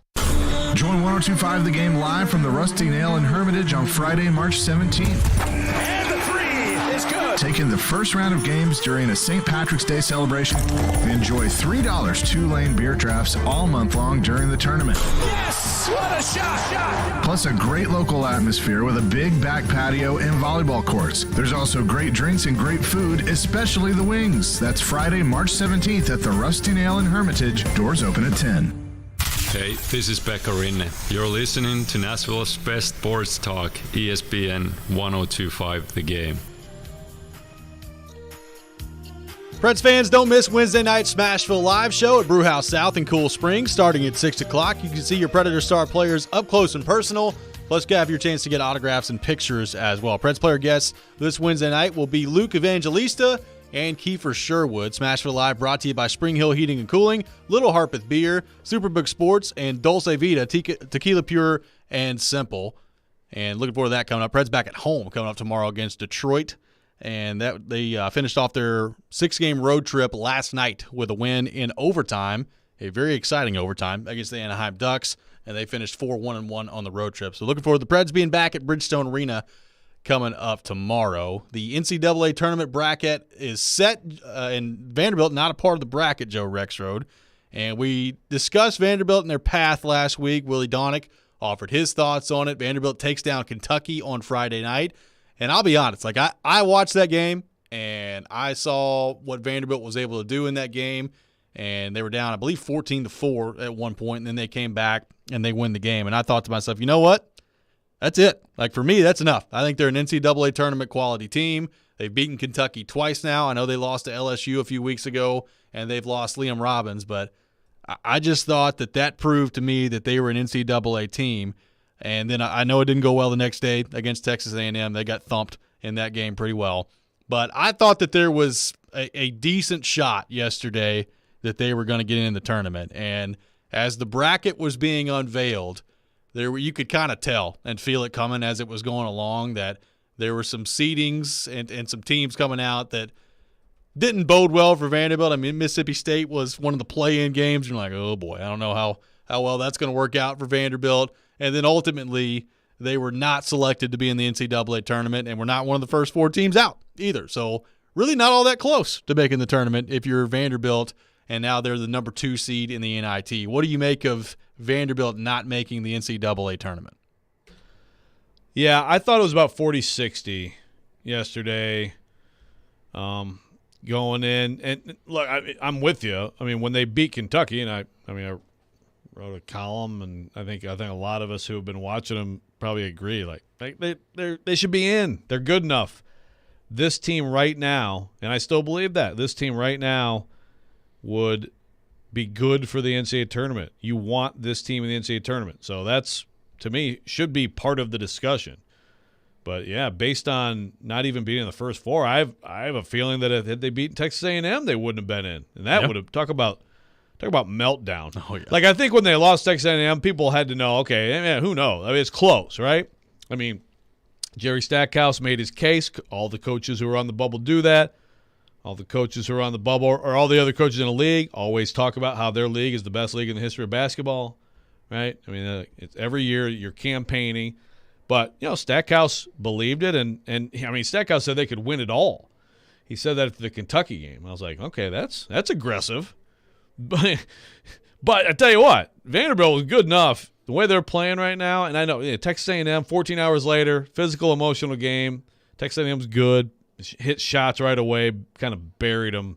Although they came back from 27, got it 27 down, and got 2 good looks at threes that would have made it 9. And I do wonder what psychologically if that makes a difference. Regardless, they didn't have their best game, but like when they're not in a situation where they're playing a third game in three days with 14 hours of rest, they could have won multiple games in the NCAA tournament, and that's where it's a shame because it's a special team. I think this is probably the most beloved Vanderbilt sports team since like Tim Corbin's 2019 national champions. I mean, it's a really fun team, really likable team. It's a great story, and it's too bad. But this obviously shows you that, look, the entire resume, the metrics, the numbers, you can't just dismiss them. And Vanderbilt's start this year was just too much to overcome. And so you gotta look at this information, and good job coming back in this great run, but you've got to figure out a way to be better earlier in seasons. Yep, no question about it. And one of those things, if you're Vanderbilt, where the net ranking ultimately ended up being a problem for Vanderbilt in this one. So it's also one of those things that you look at the early part of the season, and Wes Rucker was on earlier and talked with us about this too. Like, you can't afford to get off to slow starts if you're Vanderbilt, and ultimately that's part of what come back to got it. Now, we had Liam, I think, brought this up earlier on the text line, asking the question, like, all right, well, like, how much should early season losses and bad losses like that matter, especially in a situation like this when you've seen a team basically transform as the season came along? I mean, you said it, the Vanderbilt team right now would smoke the Vanderbilt team from earlier this year. How much should that be factored in? How much should strength of schedule be factored in? Because as Willie Donick laid out, there's a pretty significant difference in strength of schedule in terms of Vanderbilt's resume and some of these other bubble teams that ultimately getting in. Now, you also have to win some of those games too, and that's ultimately what matters here. But how much should, I guess, the growth of a team and the transformation of a team throughout the course of a season be taken into account when you're on the committee selecting these teams? Well, look, there's still like the earn your way in, this resume versus that resume and all that stuff, which there should be. I mean, the entire body of work, of course, has to be taken into account. But as Willie laid out, I mean, Willie does this every year. Willie puts in the work on comparing these teams. Strength of schedule, I think Vanderbilt was 19th strength of schedule.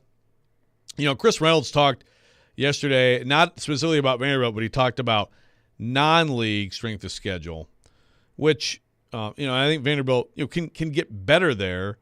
But to me, it's still like if you're in a league that's loaded and you played all these good teams and Vanderbilt loaded up on high quality, like quad one wins and stuff, including, again, at Rupp and then neutral site, but really a road game, again, against Kentucky. I mean, these things all should be taken into account. So that's a long way of saying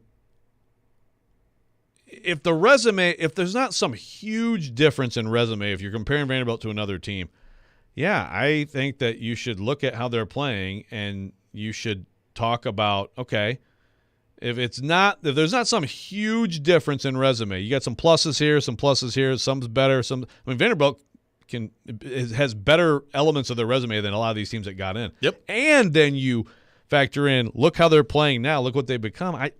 To me, that should matter.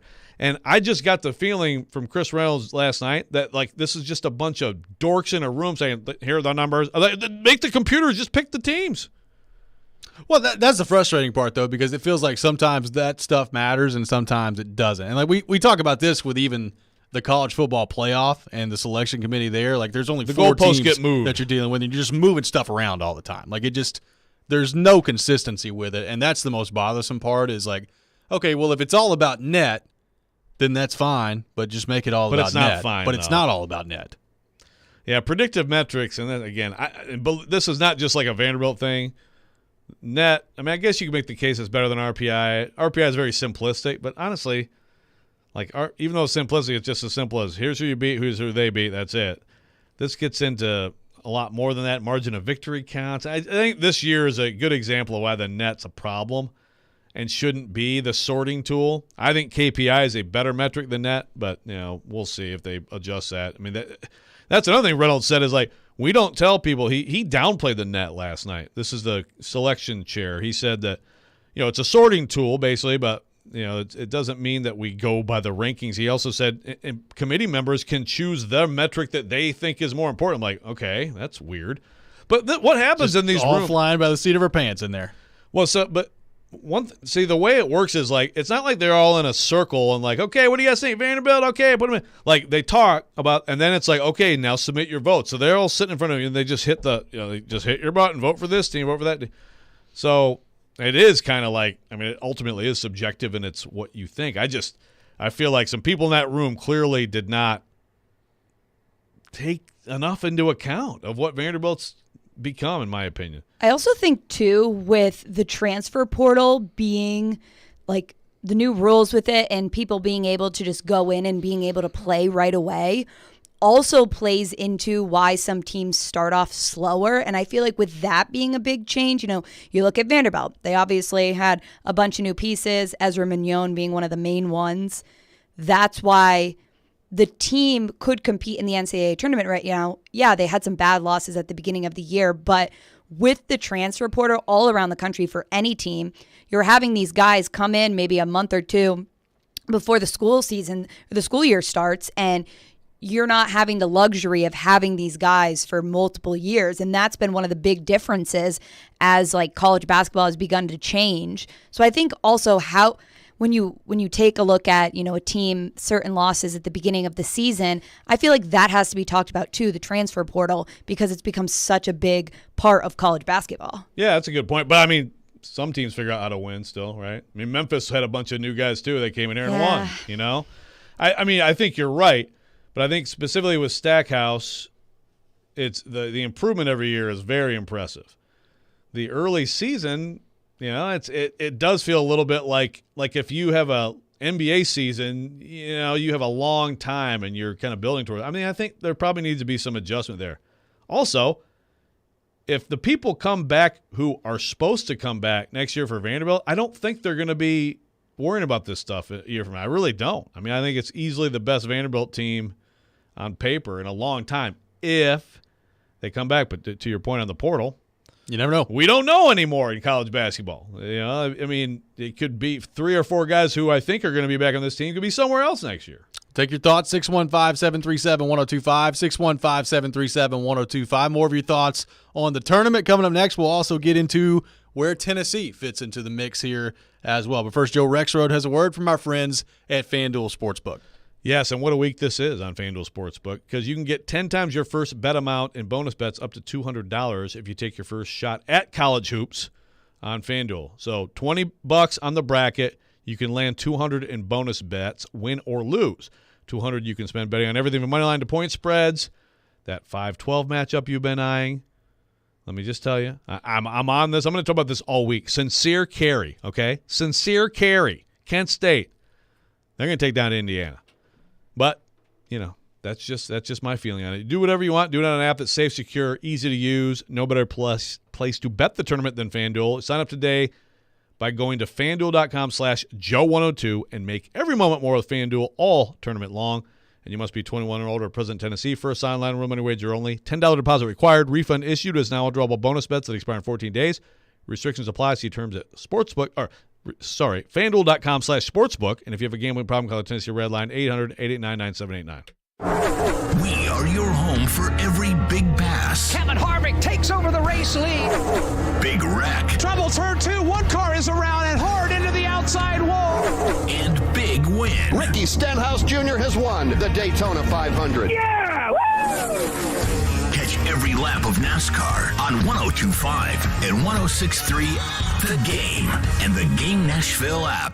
Ever tried to shop for a diamond online? They all look great on the computer screen, but the fact is, most reputable jewelers like Genesis Diamonds wouldn't touch them with a 10-foot pole. These are the diamonds that nobody wants to buy. We call them the B-quality diamonds. That's Genesis owner Boaz Ramon, who says that even diamonds with the same grade and specs on paper can be very different when you see them up close in person, especially the ones from online dealers. Those diamonds gonna look always cloudy or dirty. It's like you're wearing your glasses and there is fingerprints all over the glass. You just don't understand, or nobody told you that the material that this diamond was cut from was not the best material. Why risk it? At Genesis Diamonds, they screen thousands of diamonds and only choose the best of the best for maximum brilliance, sparkle, and luster.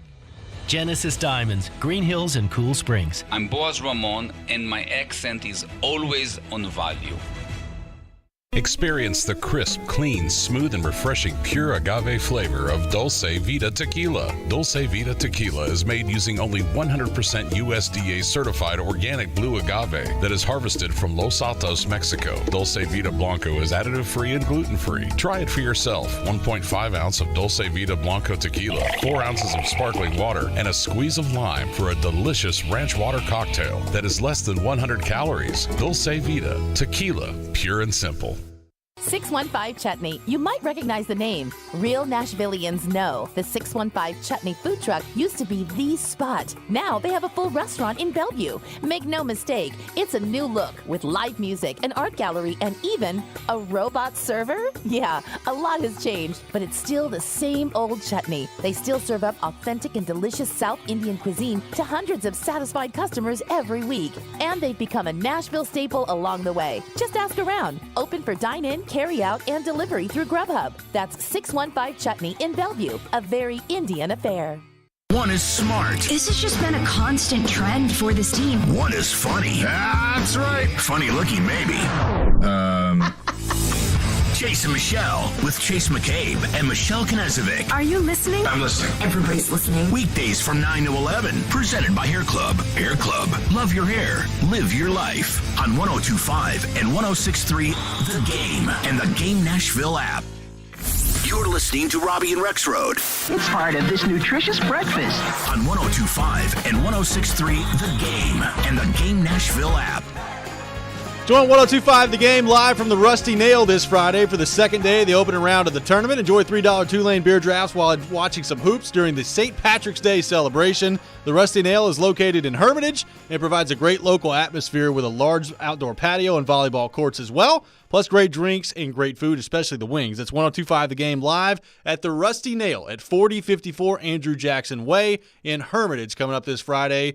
The doors open at 10 a.m. And speaking of the tournament, the teams have been selected for the college basketball tournament. So that means it's time for you to sign up and play the official Game Bracket Challenge, brought to you by Twin Peaks, home of 29-degree drafts and wall-to-wall sports. Go to thegamenashville.com/bracket challenge or the Game Nashville app and pick your teams for a chance to win tickets to see Luke Combs at Nissan Stadium coming up on Saturday, April 15th. So make sure you go check out the Game Nashville Bracket Challenge. Looking forward to that. So Vanderbilt missing out on the NCAA tournament, and Tennessee going to Orlando as a number 4 seed to take on Louisiana coming up very late on Thursday night. I know Joe Rexrode very much looking forward to that.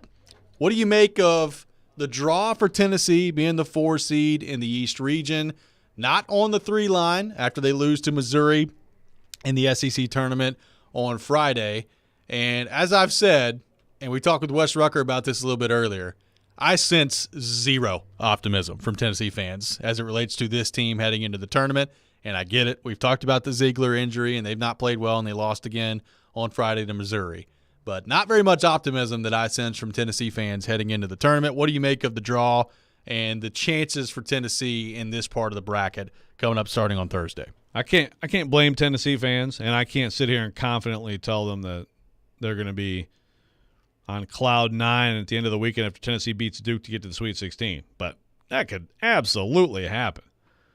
I think Tennessee will beat Louisiana. I've actually watched some Raging Cajuns basketball. I know you have. Jordan Brown's really good. He's McDonald's All-American, 5-star recruit. Actually, he started at Nevada, went to Arizona, Pac-12 Six-Man of the Year 2 years ago. He's dominating that league.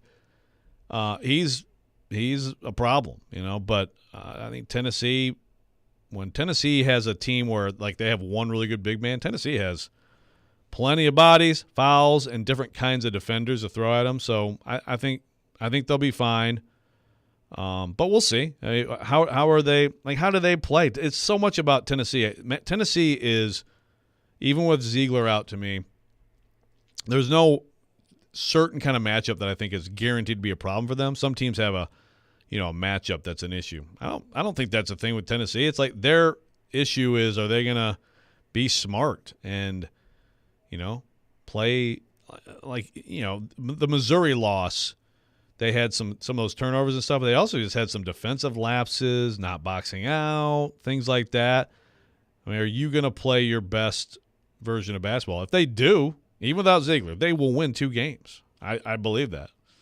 But I understand Tennessee fans having very little excitement right now based on the way things are going. 7 losses in 12 games. Well, you brought it up. I mean, there's going to be, as this week progresses here, I think a lot of people that pick Louisiana to win and be a part of that 13-4 upset group in the tournament. But beyond that, like I think there will be very few people picking Tennessee to advance beyond Duke at that point. Like it kind of feels like a lot of people think that Sweet 16 is the ceiling for this team right now based on the way that they're currently constructed and the way that they've been playing. Like I still think matchup wise they can, obviously Louisiana they can beat. I think they can beat Duke too, even without Ziegler. Now beyond that, I don't know. Like once you get into the Sweet 16, I mean you're talking about really good teams, and losing Ziegler really hurts there. So I don't know what their ceiling is with him gone now, but I'm with you. I think they can absolutely get through this weekend and get to the Sweet 16. Now, that doesn't mean that will happen, because there is one thing that I've learned about this team this year, and there is not much consistency to it. Yeah. You don't really know what's happening game to game.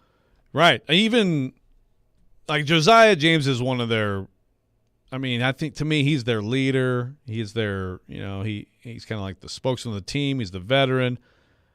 And he was tremendous against Ole Miss, and then he couldn't hit a shot. Again, I mean – Rick Barnes took him out of the game down the stretch, even though he's absolutely a better defender than Tyreek Key. But Key was hitting some shots. So he goes with Key over James. Again, it's fine, but it just shows you, like, you just don't know what you're going to get. Now, that's just shot making, but even just, and turnovers and just weird mistakes, and then they seem to just snowball on the balls, especially late in games. I mean, Auburn and Missouri now, They have a 3-point lead with about 6 minutes left, and they basically just get wiped off the floor in the last 5 minutes of both of those games. That's troubling. So, yeah, it's very hard to know what to expect.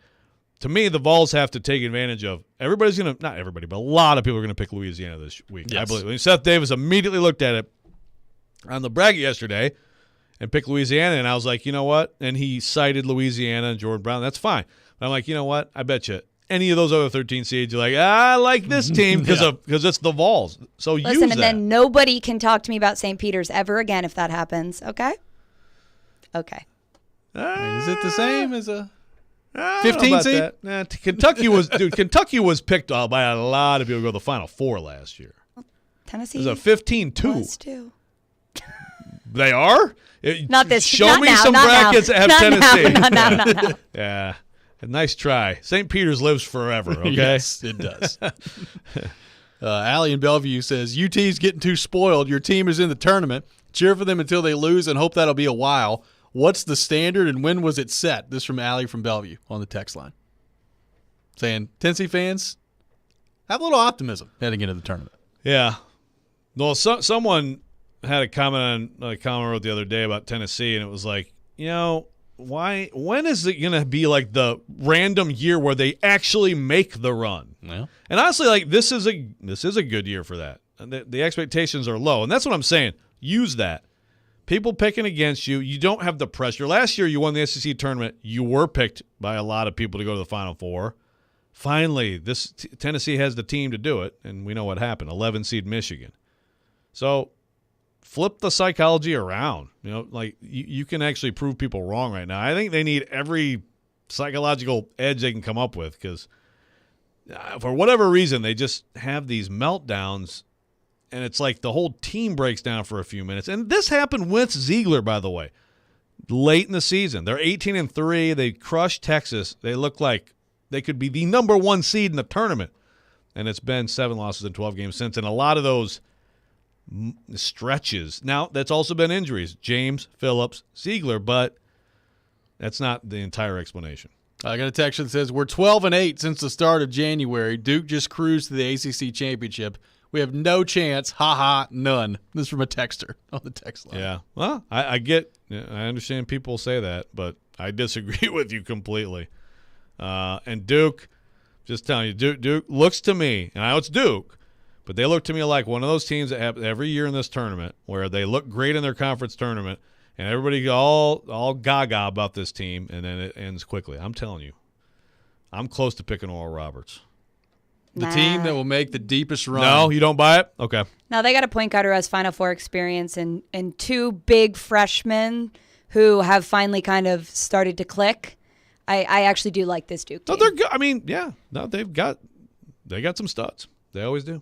Memphis is going to make a run. Think so? That's my advice. Memphis is making a run. Okay. I could see that. Kendrick Davis, DeAndre Williams, and Houston was banged up. Didn't have Sasser, but, boy, they did look really good yesterday. They looked pretty good, and I got them in the Sweet 16. I got a feeling about Memphis. I think Memphis makes it further than Tennessee does. See, I'm still thinking about saying that at the beginning of the year. Yeah. I'm still – okay. Remind me, Memphis would be lined up with which 1 seed? I don't have the bracket pulled up. I have to go back and find it. But they're making a run. Purdue? I think Purdue. Yeah, I think so. That's where – yeah. Because they're on the same side as Tennessee and Kentucky. Yeah. Boy, poor Boilers fans if this happens. This is the year, Boilers fans. I'm telling you, boiler up. You think so? I actually do think so. Do you? Okay. I do. Yeah, that they're going to win? Yep. No. Wow, that was a quick no. Well, we'll see. We'll see, Rex. I guess so. Boiler up. Toot toot. You got Kentucky in the Final Four? I do. Oh my gosh. I will say though, their path. Homer. Their path. I don't hate it. The side that they're on. Who do you have winning it? Alabama. Okay. I hate to pick, the number 1 seed, but damn, they looked good yesterday. That's going to do it for us today here on Robby and Rexrode. We'll be back 6 a.m. tomorrow. Chase and Michelle up next. This is 102.5, 106.3, The Game. Stuck at work without a radio? Wait a minute. Disastrous. I hate that. It's got to be there. That's okay. Download the Game Nashville app or go to thegamenashville.com and listen live. We are Nashville's best sports talk, 102.5 and 106.3 The Game.